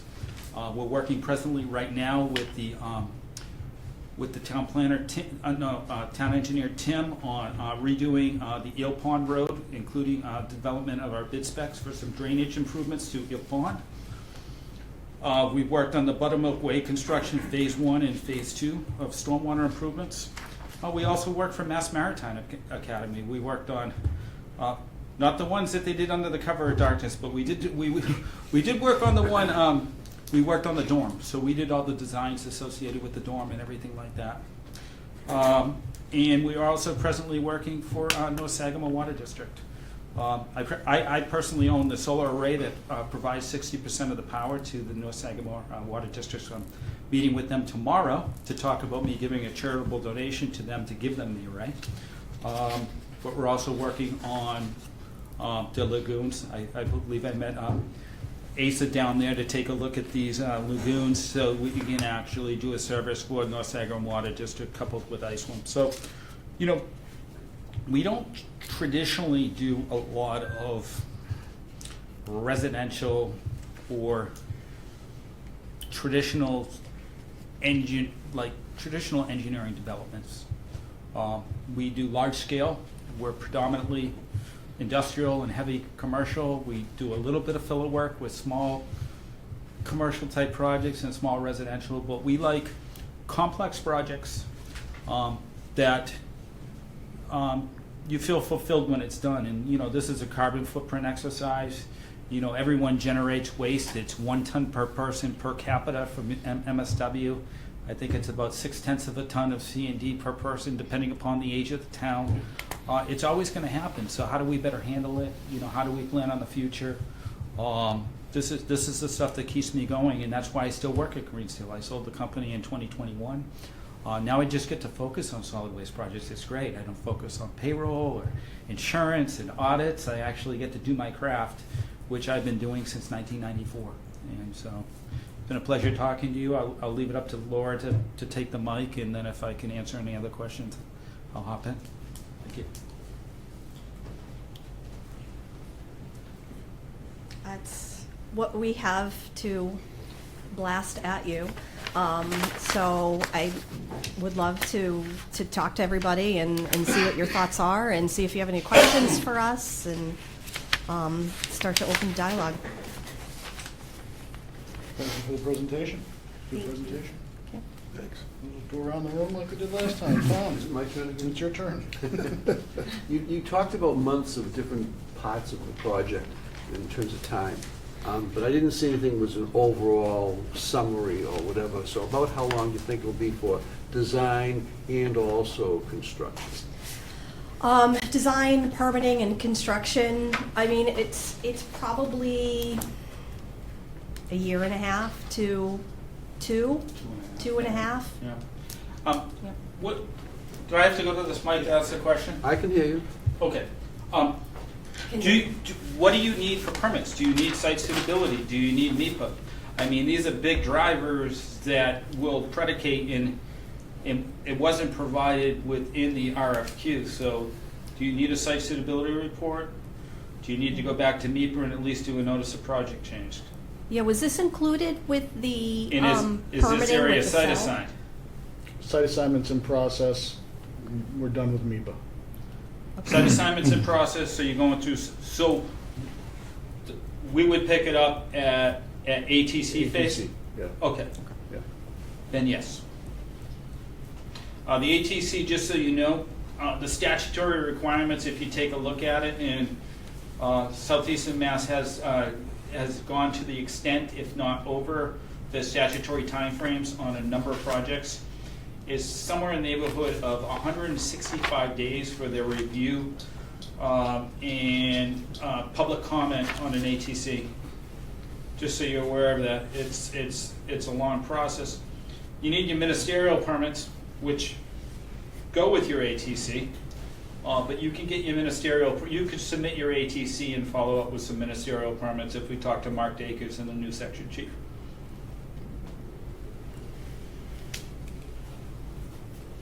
Thank you. Hey, we're interviewing two very different firms. Why go with the smaller firm of the two? Can I answer it first? Sure. Yeah. Because you're talking to the people that you're going to see every day. You're not talking to a designer that's in Albuquerque. You're not talking to the folks that, I know the other firms. I don't think they have a huge resume of more recent transfer stations in the state of Massachusetts that I've seen. So we've probably built and designed more transfer stations and worked for more, although we're a smaller firm, because that's what we focus on. We're not a mega firm that does everything. We don't have a wastewater division. Our core business is solid waste, recycling and handling our waste stream, and that's how we have the ancillary groups, our survey group, some of our engineering. We work on a bunch of storage stuff. So if you want someone that you have a question and they leave their doorstep and they're at your office in 5 minutes on their way home from work or in the morning, or just a quick cup of coffee to figure something out, you're talking to the right firm. If you want to set up a ton of Zoom meetings and have 6 people in the room and get a nice big fat bill, then you go with a bigger company. I would have to agree with all of that. We're a small firm, we're streamlined. Well, you This- work for big firms. And I've worked for the big firms, and I like working at the small firm. You have more latitude and can really do more. And this is what we specialize in, just like Greg said. Where were you though, Laura? You were at CDM? I was at CDM and Woodard and Curran previously. And all great firms, and I got great experience there, absolutely. But I like the small firms. And again, just like Greg said, we're literally like an 8-minute drive from you guys. We're here. We're in the community. We're part of the community.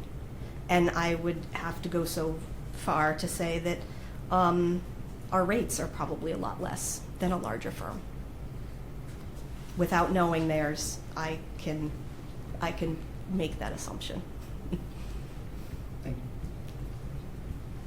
you. Okay, I wanted to expand on the question about solar panels.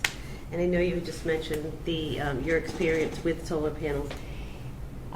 Working with these transfer stations, can you detail any how you've utilized solar panels in any of these transfer stations or any of these projects that you've worked on? There's a few. The biggest one is Thompson Brothers Industries has solar panels up in North Andover. S&J Exco, although not on the transfer station, they put solar in to power their facility on their maintenance shop. Who was that? I'm sorry? S&J Exco, Okay. 200 Great Western Road, South Dennis, Mass. Why I know the address is I own the array. I sold it back to them Okay. a couple months ago. So solar is good. Also depends on your roofing type. You know, if you're going to go with corrugated and then use screws with butyl strips, I wouldn't recommend it versus a standing seam, 40-year standing seam roof where you use S5 clamps, and there's no penetrations. And the reason being is MSW releases certain acids and things that change pH, which could promote more degradation of a roof than a traditional building. And so would really depend on roof type. It also, Catherine, really depends on the program offered by the DOER. And what does SREC 2 mean? And the benefit of the municipality, whether you wanted to team up with a third party, which we have a lot of, we work for Select Energy, we work for Beaumont, we work for all these guys right now, layout control, permitting, things like that. So certainly if you guys wanted to interview folks about solar, I'm a firm believer of it. I've developed smaller portfolios locally, like on top of Powerhouse Gym and Village Rackin' and Fitness in the Pine Hills, and also for Clean Harbors, I just sold them back their system. So from a gym to a publicly traded company, I've dealt with them all. I don't like to do. We did North Sagamore Water District. We did do a little bit of clearing there, but I'm more of, why aren't we using an underutilized asset for the production of energy versus using land mass? And that's what these roofs are good for. So you take a look at that. You take a look at which way you're going to pitch the roof with a 1% slope, with the southern azimuth. All of a sudden, you're getting a good production coefficient. There's lots of things to look at, and I wouldn't count it out. It's really timing and program and potentially teaming, because the down's not going to take, you're not going to take the depreciation. Well, you're an enterprise fund, so maybe you can. I don't know.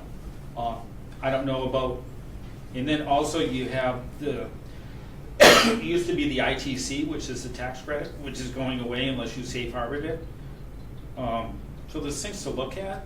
But I'm going to tell you there's a disincentive to the federal government, but there might be a better incentive, thank you, from the DOER. Really depends. Great, thank you. You're welcome. Thank you. Well, sort of pulling back from that a little bit, but related. So transfer stations are high use, high abuse facilities.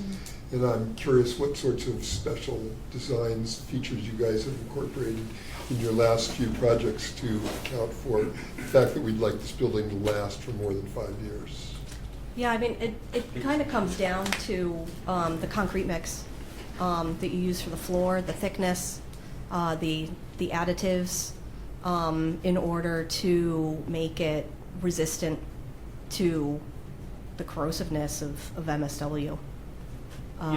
Depends on whether you're using rubber blades on your loaders, like Bob's Tires makes those to preserve, whether you're using a 7,000 PSI or 8,000 PSI concrete mix, or whatever Peter would suggest. And also push walls, right? A lot of people plate stock their building on their existing girders and stuff like that, which is you're attaching, you're putting pressure on a structural member that's supposed to have downforce. So also looking at your push walls. All of our facilities, we recommend, nice thick push walls, bunkers, where you're going to put, where the loader's going to be pushing up against for the next 15 or 20 years. Because if you just plate stock columns and stuff like that, it might be a little cheaper, but then you're getting into the structural integrity of the building. Which we had some talks about that a couple of weeks ago on site. Oh, yeah. Yeah, there's a lot of things you can do, like what he mentioned with rubber blades on the loaders makes a huge difference. If you have a regular steel on concrete with a heavy, 80,000 pound loader, after 10 years, you've taken out 3-4 inches of concrete. So there's a lot of things you can do with the equipment, and the people that run it have to get educated how not to destroy your concrete floor. No matter if you use 4,000 pound or 6,000 pound concrete, it's eventually going to get worn out. And there are a lot of things you could do. There's steel filings you can add to concrete that really cut down how much it gets scraped down by the loaders. So your concern is mostly about the floor? Mostly, but when we design a push wall, we're designing it 20 inches thick, and it takes a long time to wear out the wall. And the floor usually goes twice as fast. Yeah, and you'll get perforations in the metal sheathing for the sides. Over time, equipment hits it. It happens, especially after 20 years of use. But, those panels are replaceable. They're fixable. Well, so armored bunkers with wear plates on the push walls. We've armored the front of bunkers with more steel, so if it gets clipped by a bucket loader, it's not pushing off a chunk.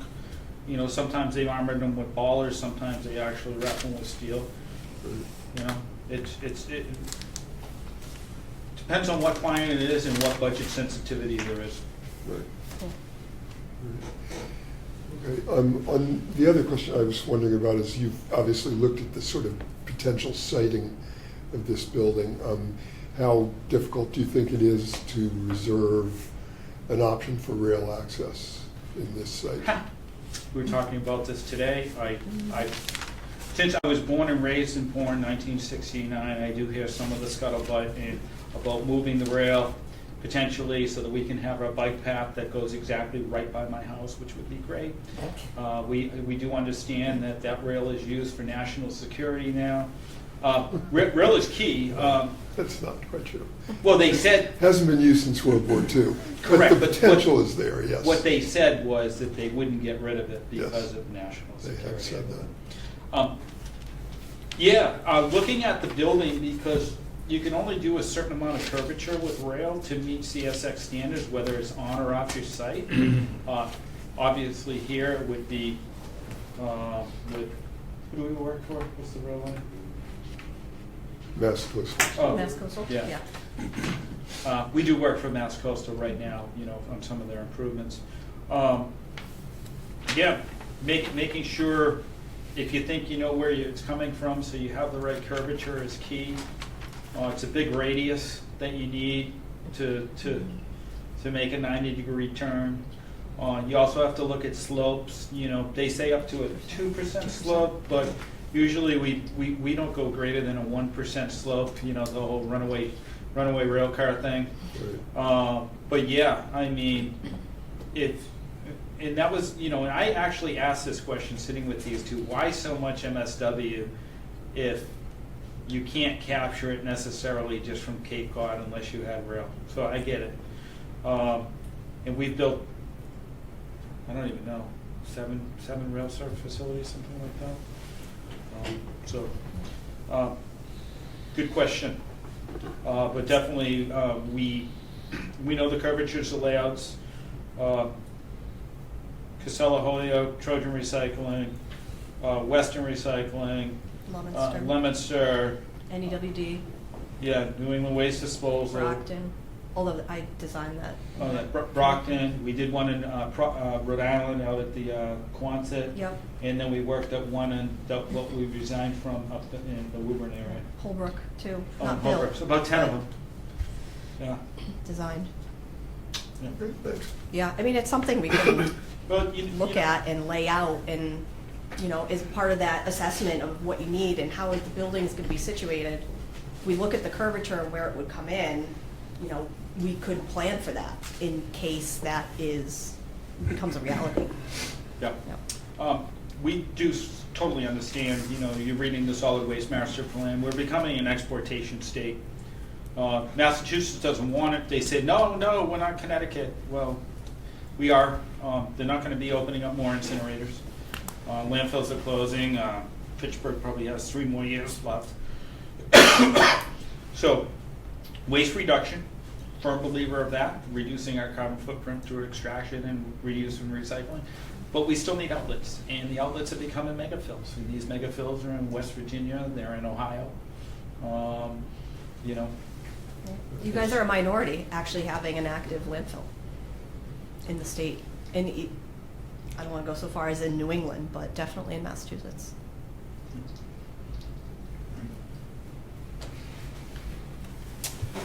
Peter, you have any questions? Mine's gonna be about 100% commissioning of the project. I've been on some building committees where we went to 100% commissioning, and it's been a great benefit. One of them is the Bourne Intermediate School. Other projects that we've done, like the police station and the wastewater treatment facility, we went against it because of cost. But at the same time, if you do fully commission your mechanicals, you want to improve in your energy performance, you reduce operating costs, you enhance the applicant's comfort and indoor air quality. There are fewer change orders and callbacks. You would extend the equipment life, and the risk mitigation is a lot different as well, you know, from day one, because these mechanicals are all at 100% commissioning. And, you know, this is a lot of money for a project, and I just want to protect the town's investment. So I just wonder what your opinion of this is. This building is an unconditioned space. You don't intend to have offices or anything there? No. So really, you have an electrical room for pre-existing needs, and then probably future needs in a water room. So with the commissioning here, it's a little different. So, you know, if you're talking about live mechanicals, right? It's talking about, are you going to get $1 million baler? You know, are you going to bail up your metal? Or are you going to bail up something that could potentially go up by rail, but could at least go off the market? You're going to make a commodity that way. You know, are you going to have the other mechanicals might be high-speed roll-up to us if you need it. And then the last thing, you know, 2 other things would be one for fire suppression, something like fire over, and then your mechanicals associated with your dust and odor suppression if needed. So unlike building a fire department or a DPW building, it's not really in the mechanicals. It's really in the logistical flow of the site. And Laura hates it when I say, but it's the feng shui of the building. I say it a lot because, you know, you really have to talk about what's your goal in 10 years.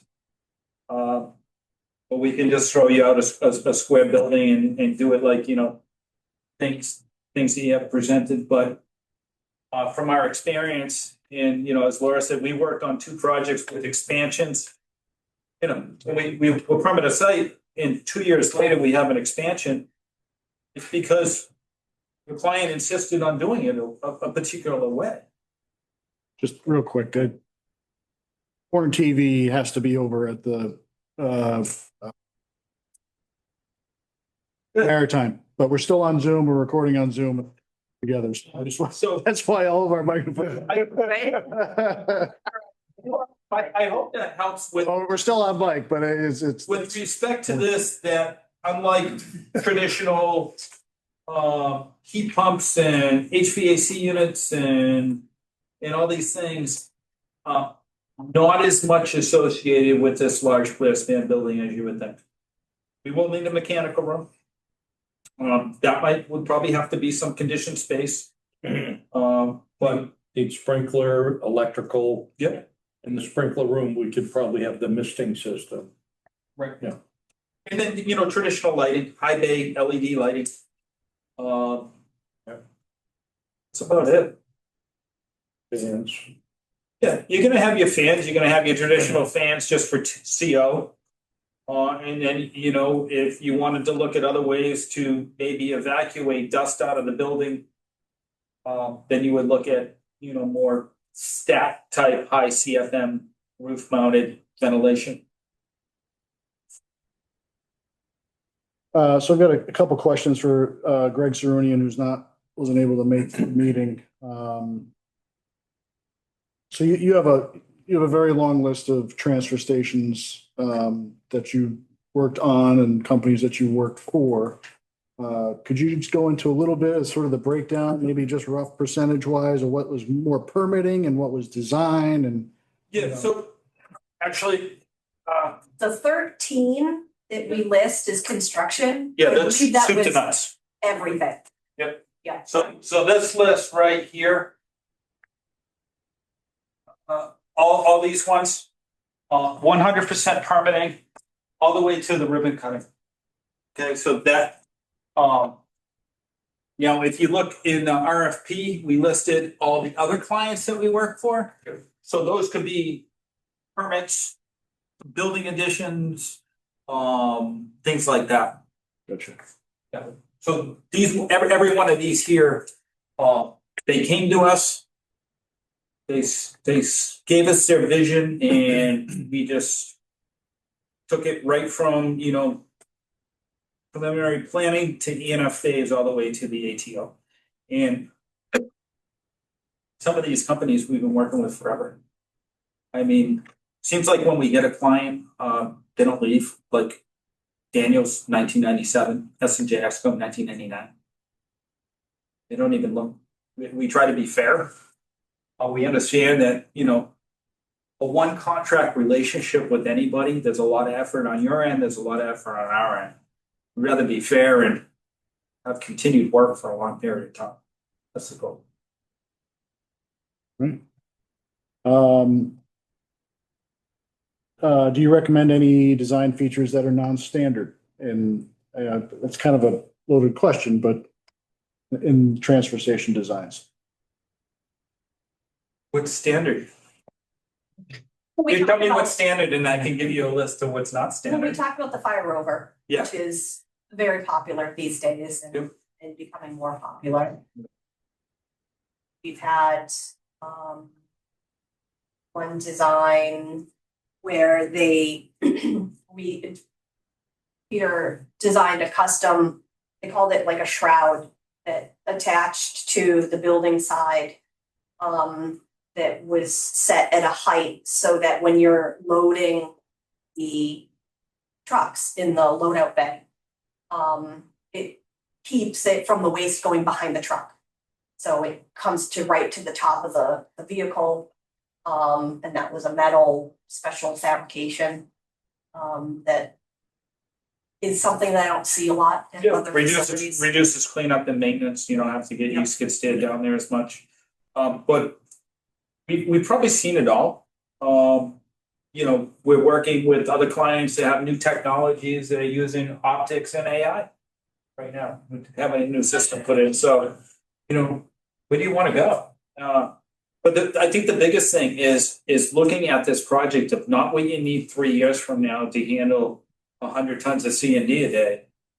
It's how you're going to optimize this building for the future at the same time. And you know, that's why I really focused on electrical and balers. I know you were doing baling in another building at some point. A while back too. Yeah, I don't think you do that. Sort of separated recyclables, yeah. Yeah, and then you know, obviously you're also going to have the place that I frequent every Saturday. You're going to be redoing that, so you know, probably taking a look at that to see what's synergistic between the transfer building and that.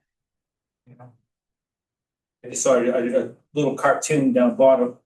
Yeah, the central part of that whole site will be, you know, our bulk handling like brush, concrete, and then our residential. Yeah, so understanding the limitations of just like Greensill, you need to put a building within these XY coordinates, and that's what you need to live by. Or you say, hey, you know, within these 4 acres, you know, you want to elongate the building and have loadouts on both sides. So, you know, we're using much less floor space just to push waste. Like, that's what we need to talk about. Yeah, and how much planning have you done? I mean, I know you've got the design for the office building. You know, you've put in placeholders for the transfer station and your bulky waste collection and then the residential drop off. But you know, how much time have you spent developing those plans? And are you guys pretty set on them? The area is pretty much, you know, what you have to work with, but I'm certainly open to, you know, changing shape and things like, you know, grading and, you know, fine tuning it, you know, size. Yeah. I mean, the things that I, you know, saw in terms of the layout of the building is, you know, how trucks are gonna get into it and, you know, turn into the tarmac area and do their loop and back in, and the fact that the doors face the road, so everyone's gonna be able to see right into the building as they drive by. That also faces was that MacArthur Boulevard? You won't see it from there, but Yeah, but the noise from the tipping doors being open, you know, projects it that way. yeah, and then running auto turn and just you know, looking at a WB 65, WB 55, you know, Packer trucks and roll-off trucks are easy. You know, having your proper inspection areas to perform your proper waste ban compliance inspections. Do you have a segregation area? You know, certain things like that.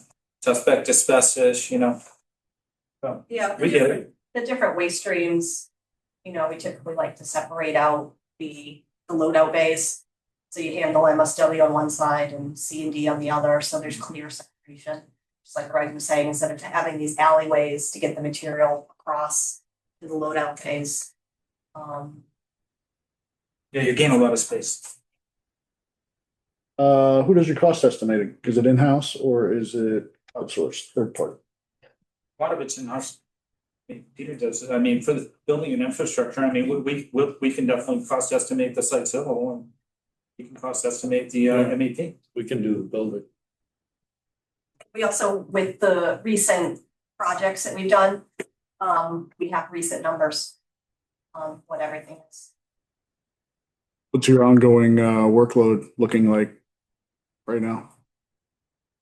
We're busy. We're successful, but we can handle it. We have we just buttoned up, as Laura said, we buttoned up those 2 solid waste projects, so we have some expansions going on. We have a site reconfiguration for Berkowitz Trucking. My site assignment hearings right now ended for the Propeller Products in New Bedford. I'm sure you read in the newspapers about that, so that's under appeal. We're expanding Leominster right now. We just got our DEI certificate yesterday. Less. Oh. We also hired another solid waste inspector, so that's gonna free up some time in our group and hours for Peter to help out and So. Definitely has feasibility. Municipal projects. How many municipal projects would you say you've worked through? And you've done your transfer stations that were, municipal projects going through No, we haven't. this process. Kind of. Green Seal, I mean, Laura has in her former life, but we haven't done any municipal projects for transfer stations, but we've done a ton of, we've worked for municipalities, we've put out bid specs, we've answered RFIs. And then even private sector, like we just developed the YMCA and we had the ribbon cuttings this weekend, to start the construction. I mean, that is run just like a municipal project. Bid specs, RFIs, 25%, 50%, 75% drawings. I mean, it's the same exact. And then, we historically we did, I don't know, $50 million worth of federal work. Where there's no such thing as a $300 toilet seat anymore. That's why we stopped doing it. But same type of regimented sequencing, and a lot of that stuff was construction. Like we built the steam bending building for the USS Constitution. I built a live fire exercise shoot house for Fort Devens. We've done a lot of high profile projects for the federal government as well. We are contracted right now with the MWRA with their LSPF record. They have construction sites and cleanups and stuff like that. So, Are any of those projects regulated by Chapter 149? well, we have projects that I don't know the town. Yeah, we're working for the town on Eel Road right now that is going to be regulated by 149 and it has to go out to bid. We're writing the bid specs. What project is that? It's a drainage improvement project over in Minot Beach. Oh, yeah, that's probably 30B, right? Yeah, 149 is vertical construction. Yeah, Peter's the one that deals with that, with the fire stations and the prisons, and he'd be significantly helping us out with that. Oh, yeah, we've done fire stations. We've done renovations to, we've done renovations to courthouse and jails for the state. So, Yeah, so, the differentiation in Chapter 149, just about everything in Massachusetts is pretty detailed. Just making sure that our bid specs and documents are handled correctly is important. They will be. Yeah. Taylor? I think I have any questions right now, guys. Interested about dates, the bid specs that were put together all over the place. One place said 2024, one thing said December, one says January. We're not quite sure about the timing. We clarified that to looking to be open in December of 27. Okay. So we realize it's tight, especially if you're at the whim of the DEP. You are definitely at the whim of the DEP. Just in Southeast region. Yeah, Southeast region used to be the most streamlined region in the state. Now they are the slowest. You mentioned in your work plan, the opportunity for some preliminary meetings with them. Sure. Have you been successful with that in the past, or? Yeah, I mean, Mark Dakers is now a deputy regional director. I have a cell phone. We'd set it up with them and the new solid waste section chief. No problem. And certainly if you guys want to give them a call about our reputation or any Mass DEP solid waste region, pick your region and call them about us. We usually get the kudos of the best work product. They really enjoy working with us. We don't cut corners. We do it right. And we're very honest. So that's why some clients we resign for. There's no sneaking things out there anymore. Let's get it up front, but feel free to use any of the section chiefs in any region as a reference if you want to call them those. It's not really relative to the interview, but you'd mentioned you sold the company. Laura, are you the owner, or who is the owner now? Bob Jenner. Bob Gendron. Does he play a role in the company, or is it just No, he lives an in equity Texas. partner? He's a silent partner. I manage day-to-day operations, I see. executive vice president. I'll continue to be here until I'm 65 because that's when I can get Medicare and Medicaid. So I need medical insurance. How I keep them around. Yeah, carrot on a stick. You said you were born in 1965, you said? 69. 69, okay. Sabbath Road. Making sure that doesn't run out the Yeah, I have 9 years. I have 9 years. Very sure. Sabbath Road, Picasa Pass. Dan, I'm sorry, I didn't put your question in last time. Do you have anything else, Dan or Phil, out there?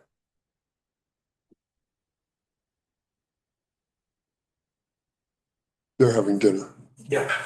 Okay. Well, there we go. Ken, I'm sorry, I'm not eating dinner yet. No, good presentation, Greg, as always. Sounds like you have some pretty good ideas about floor movement, which, as you know, I'm more of a landfill person than transfer station, so we're always open for suggestions. And one of my concerns, and you touched on it, was air movement within the building during operations and dust control. I agree with you. I think Fire Rover, I've been watching them they've been around 4 or 5 years. We looked into some of our cameras on our own closed circuit system, trying to figure out whether or not we could get infrared on them, but sounds like infrared or Fire Rover is taking care of that. So some interesting stuff. And I don't really have any questions. I think depending on who gets chosen for this project, I'll have some more questions for sure as we move forward. Thank you. Thanks, Tim. Phil? I have no specific questions. Yes, both presenters were good. Thanks for presenting, Greg and your team. Yeah, we've been through a lot on our permitting through MEPA twice, Cape Cod Commission twice. All the bookends of our site have been well defined for many years. You know that story. So, but yeah, a lot of great ideas that you put out. I did go to a SWANA conference recently. I met with one of the leaders of Fire Rover, and we'll be presenting that information internally, but they are a good system, and they're out at transfer stations a lot because we have battery fires a lot now, and I'm working on that issue with lithium-ion batteries, as everybody knows. So yeah, excellent. Thank you for that. I have no specific questions at this time. Thank you. Any other members of the committee? Anything to add or questions? Thank you. Thanks Great very much. presentation. Thank you so much. Thank you. Thank you very much. Nice to meet you. When I need any more presentation. Thank you. Yeah, I'll take one. Thank you. Actually, if you don't mind, I'll grab the, You can keep that flash drive. please does one. Oh, wow. Yeah. Thank you. You want one? Thank you, Gerald. Thank you. Thanks, Phil. Good. Yeah. Thanks. I'll see you guys later. What are you passing out? Let's talk. We need, Chuck. Well, I figured, the Thank end you. of the day. I know. Thank you. Both of you graduated from Northeast. Did I get that right? Peter and I. Yeah. Yeah. That's what I thought. That gets points with me. Excellent. You too? Yeah, I did. What did you study?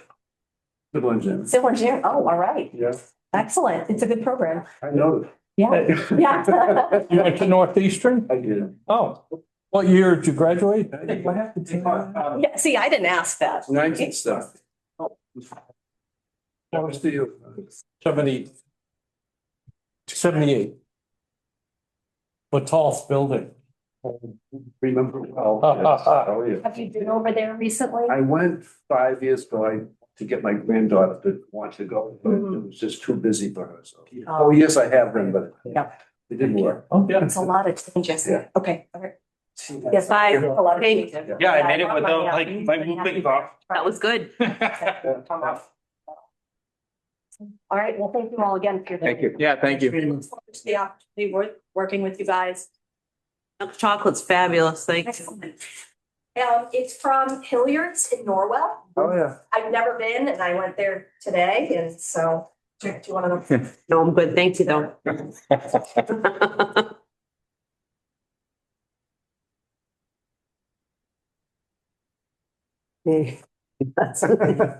you all. Have a good night. Right, you too, bye-bye. Peter, what's your drop dead time? I know you gotta run, you got executives.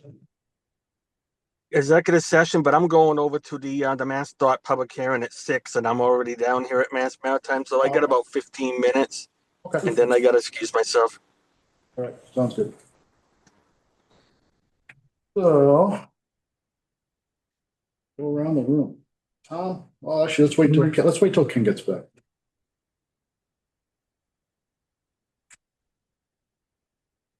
Hated when I have to admit I'm the oldest person in the room. Makes me crazy. Maybe the wisest too. No.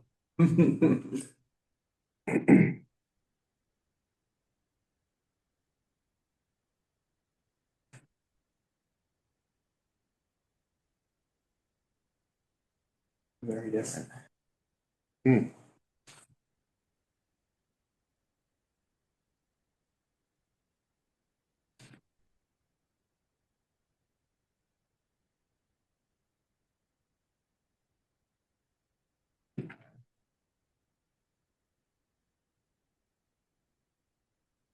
Probably should have told her to leave the bag at the office. So. Yeah, those are pretty good. Oh. Chronicle a couple weeks ago. Oh, they were? Yeah. I look cool. Chocolate really did this.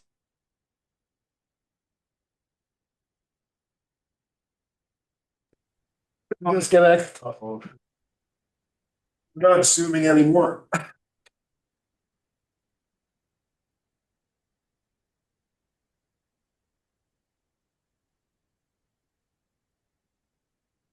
Uh-oh. Are you still on Zoom? I'm here. All right. Just can't see us anymore. No. Oh. You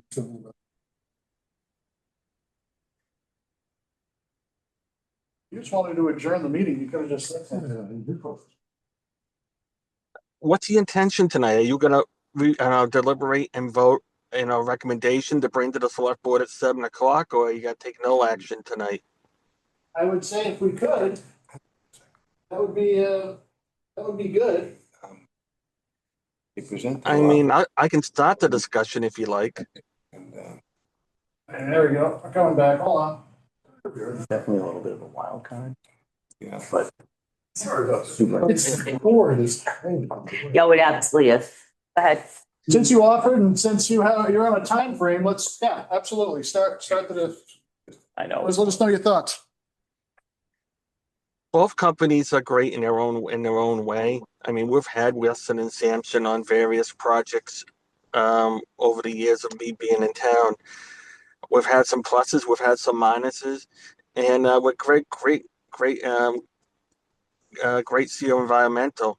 You know, they're a locally owned company. They're very involved and very invested in the transfer and landfill work, the field. And I think you couldn't go wrong with either one. I personally feel more comfortable with Green Seal Environmental just because I think they're a small company and they're intimate, they're here in town, and I think that they'll do more for us than a bigger company that tends to pass things out. I don't know. I just feel more comfortable with Green Seal just because of what they bring to the table as a smaller company. But that's just me. Can I ask him to elaborate on that? Sure. Am I allowed to do that? Peter, thank Yes. you for that. I just wanted to ask, and I appreciate your opinion. Can you tell me how you differentiated that? How did Green Sail bring more to the table than Wes and Sampson? And I'm open to hear it. I just wanted to hear your feeling on it. I guess. Oh, sure. I just feel that with a smaller company like Green Seal, someone that's local, I think, I just think that they would be more invested. I think, and in some ways, it gets emotional, especially where some of the participants with Green Seal live within our town and they have done projects within the town. with my experience at Weston and Sampson, sometimes a bigger company, they tend to take things more bigger picture. And I know, for example, we had issues with invoices, and we went almost years before we settled the invoices for payment because people, the town's position and the company's position were different, and we would be going back and forth. Which we finally got an invoice that was agreeable. Was that with I Weston don't- Sampson? Yes. Okay. It's just, and I know it's not, they were great with the DPW facility. Jeff Alberti went above and beyond. There was no question there. But I don't know. I just like giving another company a chance to see if they can prove themselves. And I think with Green Seal doing work in smaller projects in our town, I think they deserve a shot. And they've also done various projects throughout the Commonwealth that are about the size of what we're looking for. So it's not like they haven't done anything on the magnitude of size of a transfer station. It just hasn't been here. Right. But I just think over the overall body of work, I just think we'll get more bang for our buck out of Green Seal. Thank you. Back to you, Tom. At the beginning of Green Seal, I thought Weston and Sampson did a very good job. At the beginning of Green Seal, I was not as impressed as I was at the end of the presentation. I wasn't overly happy with Mr. Reynolds. I'm not sure why, though. He seemed very hesitant, quiet. I'm not sure I got a good impression from him. But I'm leaning towards Green Seal. Olin? I am leaning strongly towards Green Seal. Also, some of the same comments that Peter had. Presentation was a lot more personal. They were a lot more personable. I feel I like the local connection there. I think their resume is more than fine, more than going to cover our needs, I think. I'll go with Green Seal. I thought Green Seal did a great presentation. I felt like Wes and Sampson had a better understanding of the project and they gave specific examples.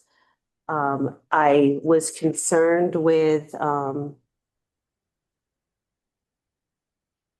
on, I'm going to just, the specific chapter, was it 149? What was it, 149? Yeah. I was very concerned about the answers to that question. And that I didn't feel like we had enough concrete specifics. We had a lot of, from Green Seal, we had a lot of overview, but I don't feel like we had as much detail as Wes and Sampson did.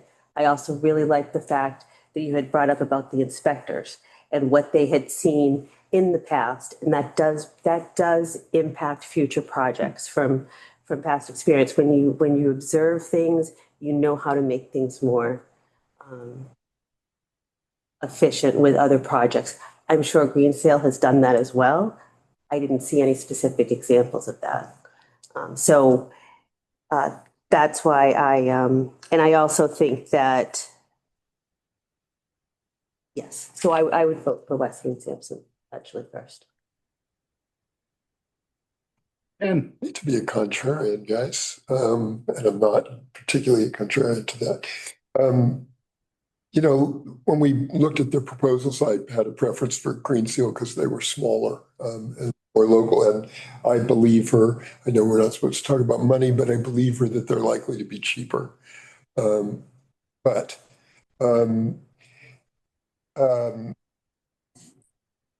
Greg's a lot for me. And I don't know, I'd be very curious to hear how you two gentlemen feel about working with him. I don't know him at all. I think some of you do. He's obviously a local guy, lives on the lives on the track. I'm a little bit worried about his listening skills. And I liked her quite a bit, but she was pretty overshadowed. I didn't really feel like he stepped on a lot of her answers and just sort of, and I think we're getting him with Green Seal. is what I'm saying.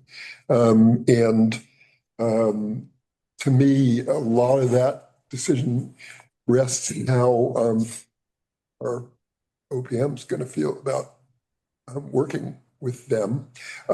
Weston and Sampson know their business. They're both highly qualified firms, I think. They both know their stuff. I like the fact that Weston and Sampson had, as you said, they seem to have spent a little bit more attention on the project in advance, and I like that homework on their part. And they had some interesting ideas that they didn't need to be prompted for. They brought up fire, they brought up solar, they brought up durability, all those things. Whereas these guys mostly, the Green Seal people mostly just generically troubleshot the first questions they're going to ask us when they get into the process. So Agreed. Of course, I like the fact that Green Seal's local and they'll be nearby. I don't know how critical that is in today's world of electronics, that they're, next door. I just don't know. So whereas I came in sort of feeling like Green Seal was going to be my choice, I'm really leaning more towards Weston and Sampson with the acknowledgement that it's a big firm and there are some downsides to that and they're likely going to end up a bit more expensive. But I'm, again, not going to be the one working, intimately with either of the firms. So I really would very much like to hear your opinion. Greg is a lot. I thought I took a lot from what he was saying, though. I really enjoyed his pointing towards operations and actually looking at mentally at your program. And I like the statement of, what are you going to be when you grow up? Because it tells you that he's already thinking about what your operations are 10 years from now. That's why I asked the question who owned the company, because Greg obviously ran the show, but Laura is the executive vice president, what have you. So that had me it was a little off balance on that, because you really have to think about who was going to be, who were they answering to, who's reporting to you, what's the working relationship. I'm not happy with the answer on Chapter 149. I'm glad you asked about the municipal construction, because I was going to ask the same thing, but specifically 149. This project has to be bid that way. I feel that they're pretty accustomed to bidding horizontal construction work, which is Chapter 30, 39, 30B. So what that means is that if the plans and specifications aren't created correctly for bidding, you run the risk of change orders down the road. That's more complex when you're dealing with a police station or a fire station or a community building, because you have a lot of different trades that are heavily regulated. This building, you're not going to have many trades, so I don't think it would be as complex. I don't feel it's something that we couldn't get over. After listening, I thought the Weston and Sampson presentation was a little dry. I think that they're certainly interested in the project, but I didn't get a lot of snap from them. We work with them. We're working with them on 3 or 4 projects now. I've never thought of them as a big company because of the level of service that they provide. We have some larger projects and smaller projects, and you get the same level of service. And the individuals that were here, the same people we work with on all those other projects. I haven't seen them swap people in and out. Yeah. That's who we get in this area, I guess. But I was really excited when we started talking about permitting, though, and some of the hurdles. And Greg was just spewing off so many different things to be considering, which I was happy to hear, because I think that's someone that you really want to help you through this process and to make sure that all your planning is done correctly. Not to say that you wouldn't get that on the Weston and Sampson side. Taylor and I looked at each other and I think probably 3/4 of the way through, we were saying, geez, this Green Seal's not too bad. Because I think that they hit all the marks. We specifically asked that come with some thoughts and ideas about the phase one. And, we did provide information with, just a little bit of information about what phase two was going to look like. But I feel that Green Seal spoke a little bit more about that and the importance of the traffic control and traffic handling and so on and so forth. So I think both presentations had its higher points. Some had higher points in some areas and some in others. So I'm kind of, I could go either way here. You worked with Peter before? No. Because I'm concerned. Yeah, there was not a lot coming out of him. He had an opportunity to really sell his building design. Or his company. He is going to be doing the design. Yeah. And it wasn't, whereas Weston and Sampson was talking about, how to better their building designs, every time that they do their life cycle cost analysis or looking at existing facilities. So I took Green Seal as strong in programming and maybe site utilization from their presentation. And he was saying that you don't just want a square box. But we didn't really hear much from the design as to how that was going to be accommodated from Peter, I guess it was. So that's a big component to the building. I think most importantly is how the material is handled and how it flows. But the building is a huge aspect to that. I'm just curious about two other things from your perspective, which is, one is that Green Seal doesn't have any, it's interesting, they've never done a municipal transfer station. They've clearly worked with municipalities.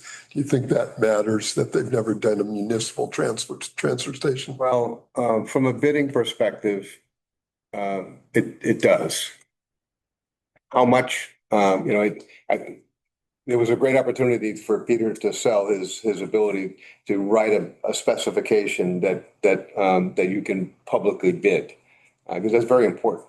That's chapter one. That's the chapter 149. That's chapter one. That's the piece. I think what you're asking is there a difference between a municipal transfer station and I mean, to answer your question, there's a whole different array of currently, transfer stations and processing. And, I think, at its core right now, what we're asking for is probably the simplest of transfer stations, Right. But okay, so you're not concerned that they've done enough work with municipalities that you're not concerned about that piece of it? Because working with municipalities is very different than working with private industry. Right. The 149 thing concerned me a little bit, where we have, pretty tight timelines here, it's like, just can't have any hiccups. It's not designed. It's not design build type thing that I think he's used to. Yeah. It's hard to explain unless you've been involved with it. But so you can build you can be involved with a municipality. The transfer station is a transfer station, whether it's municipal or privately owned. It's the documents that you put together for the contractors to bid it. On a private project, the documents don't have to be as detailed, don't have to be as strict, because there are so many procurement laws and guidelines that they have to follow for a municipal building. So that document is going to set the stage for your construction and how it's managed and controlled going forward. So if they don't have, and I'm not saying they don't, but they weren't able to convey that they did. They didn't give me the warm and fuzzy side. And I think if you could ask for more information, give us a sample of one of your Chapter 149 projects. But it didn't seem like Green Seal was aware of what Chapter 149 was. No. So, But you're confident Weston Sampson knows. You're confident Weston knows. Oh yeah, do it on a daily basis. That's all they do. I just came from Sandwich. We're working on a Chapter 149 project, DPW and fire station. Massachusetts is entirely different than every other state in the nation when it comes to public procurement and bidding. And the Chapter 149 component of it is there's bid protests if you don't if your documents aren't put together properly. And yes, we will oversee that, but the architect and the engineer of record are responsible for it. And, I didn't even think of it before, but we have such a tight timeline. If we were to have a bid protest, that could take 60, 90, 120 days to resolve. But so if you have holes in your documents, then Yeah, I'll tell you kind of the way my gauge went. So after Weston and Sampson, I felt they did a good job. I felt it was a little, dry, but I thought Lee carried the show. The inspector, I thought he was very impressive. And so I think in the end, I feel like as far as the permitting part goes and the programming, it's do you want to be working with Lee or Greg as that lead right there? It's what personality do you think is going to be better for this project in terms of how those two personalities might fit here. So when Green Steel started, I had the same thing. I was like, what? It's almost like they couldn't get into the interview, and maybe that was because of Peter. I thought it was Peter it upset me. Yeah, it was like he was upset to be here or something. So my gauge started to go fully towards Weston and Sampson. And then as Laura and Greg got into it, I actually really started to like to hear what Greg said. But then the caveat in the back of my head was, okay, he's really getting into this now. And at one point I saw he was on his phone texting somebody, and I was like, all right, now he's getting a little too comfortable. So I was looking at body language and stuff like that too. But so then I was right after I said, Rick, what do you think? I said, I'm actually leaning towards Green. But then I said the caveat for me is the Chapter 149, experience and how that is going to, work with Peter. I'm sure he's a great designer, but, I know, working with Weston and Sampson, they do that on a daily basis. So I've gone back and forth now in my head a couple times, to be honest. I think it's very impressive when I went through both the proposals. Green's wasn't a flashy proposal like Weston and Sampson's was, but if you actually dig into it, they've done some, really, really impressive things. So I think the experience is definitely there with Green. They were more thorough on some of the solutions, on the questions on the form that you guys provided. Yeah. The fire suppression, fire rover, the vibration, the plates, the protection of the concrete. I thought they got into specifics a lot better in the interview. And I felt like Weston and Sampson tried to be a little bit more broad with things.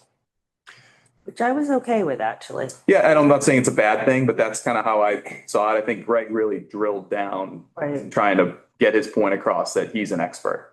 Yep. Yes, he did. Hey, what about you? You got to work with these guys. I no doubt that Green Seal is, qualified. I think they've obviously done a lot of work. I've worked for SciTech Environmental years ago, and they're a similar sort of firm, and I agree that Weston Sampson's was there was a little dry. It was Greg just started, he got in there and he broke down the project a little, kind of like we wanted to. But I tell you, the 149 thing, I'm hung up on the 149 thing. I really am. I do. That makes me a little bit nervous that he brushed that off and said, "Oh, we'll figure it out." that was a red flag. Cost, I'm afraid. that's You're right, and that was it. If it's concerns me a little. Change orders, if it's not done, that was an issue. I did like Greg's breakdown of the project. I think he looked, and because this is kind of how I, being an ops guy, I'm always looking at the way things move in the building, buildings, landfill, stuff like that. And I did like that breakdown, but I'm a little hung up on the lack of experience in Chapter 149. Can I add to Well, that? at the same couple of things? Okay. Go ahead, Peter. Go ahead, Peter. I'm sorry, I gotta get going in a few minutes. I'm already late. Yes, the lack of experience of 149 does stick out like a sore thumb. I realized that. I mean, I was a little disappointed in their response and how they answered that question. But with these small companies, they want to break into the municipal work. You got to give someone a chance, and I think that's someone that will learn as they go. I mean, and if chosen, I think they will be good because I think they will realize, what they have to learn, what they're weak in, they have to bring experts in.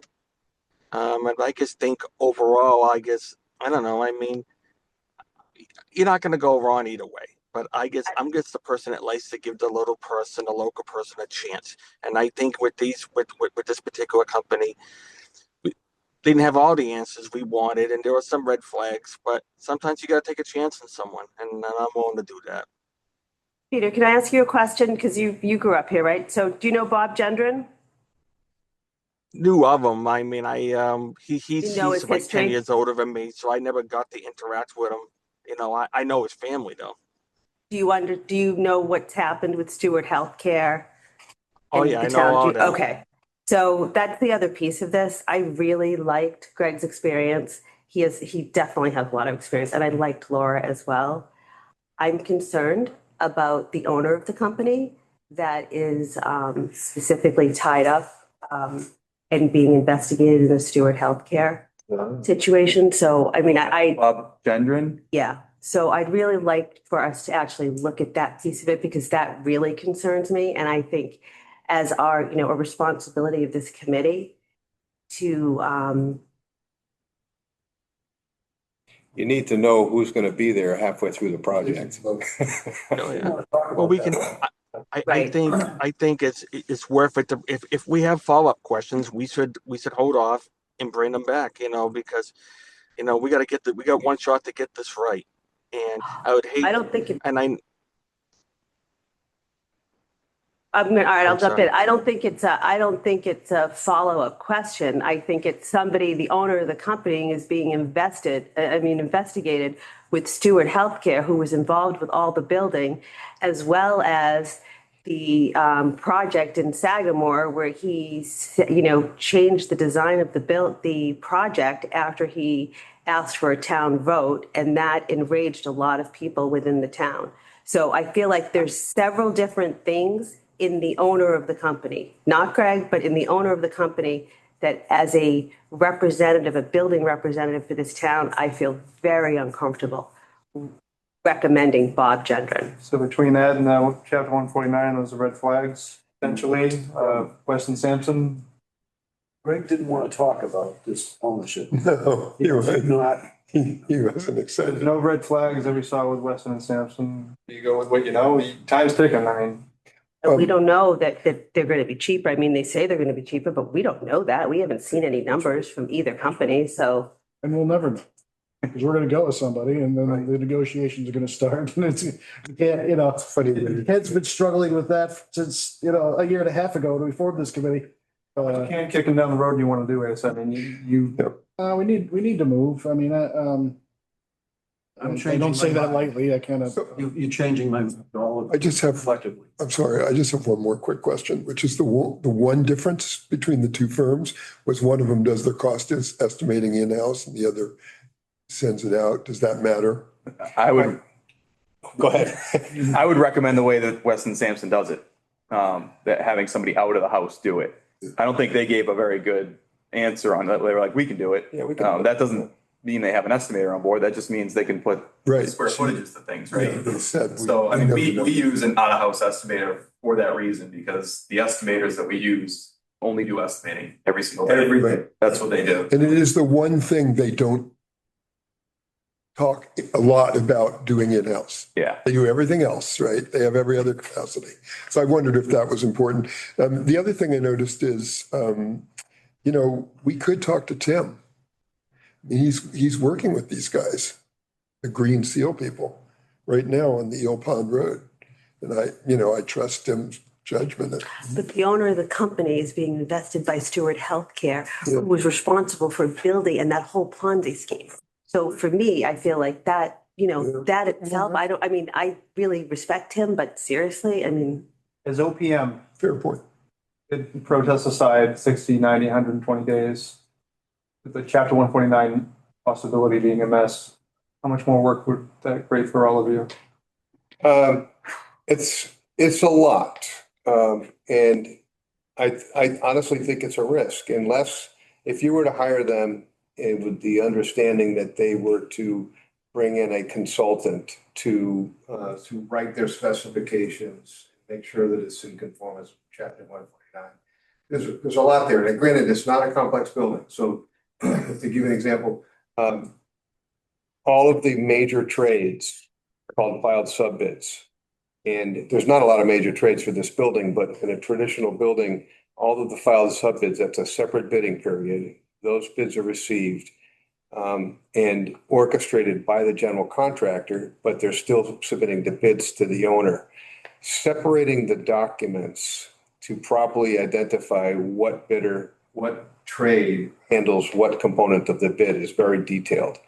And if there's confusion in that, then one bidder thinks that one sub thinks that this person carried it, the other thinks that that person carried it, and everybody's going like this, and you have change orders down the road.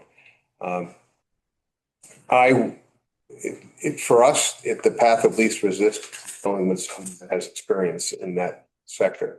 When I asked the question, they talked about the Eel Pond project, which I was hoping that it was a building, but it was vertical construction or horizontal construction, which means that I don't even think they know what chapter 149 is, because they use that as an example. I would, in order to, you have a proven entity in the sense that Weston and Sampson knows chapter 149. They have the team available. I don't think they upsize their projects and have too many people staff building. We've had a lot of experience with them. My recommendation after talking this through would be to go with the proven entity in all aspects of it. And the only thing that I think that Weston Sampson fell down on is talking about some of the operational components, which we have to make sure happens. But that's a lot easier than making sure that the bid documents conform with chapter 149. I think if you were to ask your town administrator, she would be pretty concerned with someone that didn't have that experience. Yeah, I think not to pile it on, but if this exact project, when we go to put it out to bid, chapter 149, you look at that specification, the specification is going to be this thick.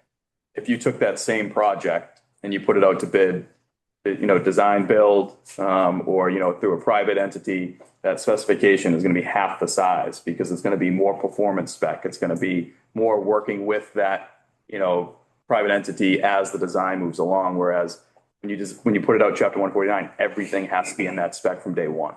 And if it's not, that's where the contractor is. Yeah, you didn't have it in there, you missed it. And that's orders and everything comes. Yeah, you didn't tell me to look at the electrical drawings for this portion that wasn't in there. So now you own that, not me. Okay. So it's complex. If you have to have a spec writer on staff, which I know Weston Sampson does. It doesn't sound like they do, or maybe they do, but it doesn't. They didn't have one that wrote chapter 149 spec. So it's While we talk about it, go with what we know and.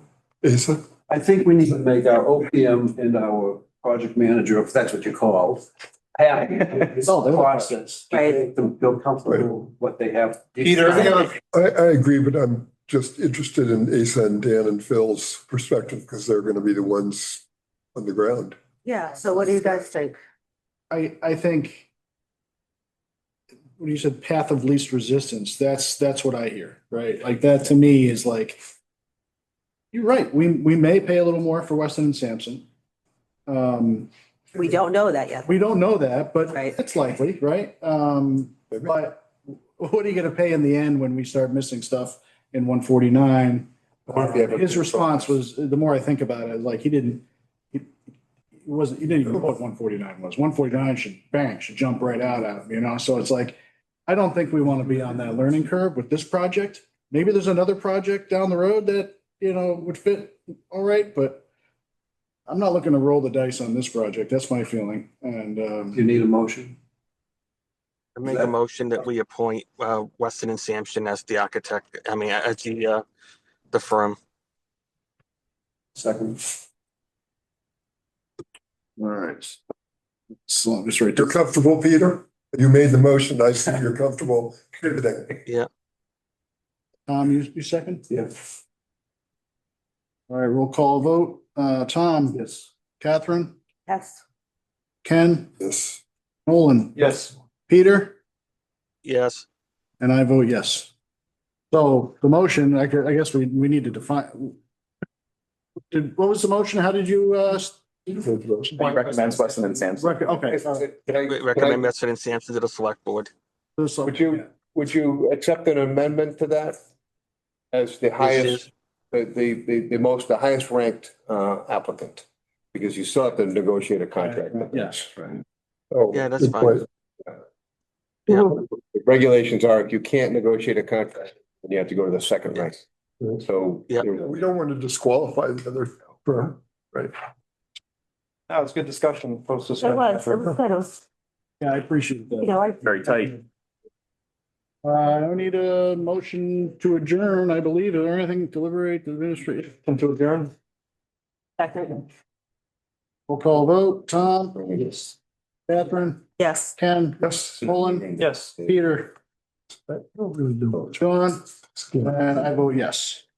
Who made the motion in the, see the motion to adjourn? I love. And Catherine second? And she goes. All right. Yeah.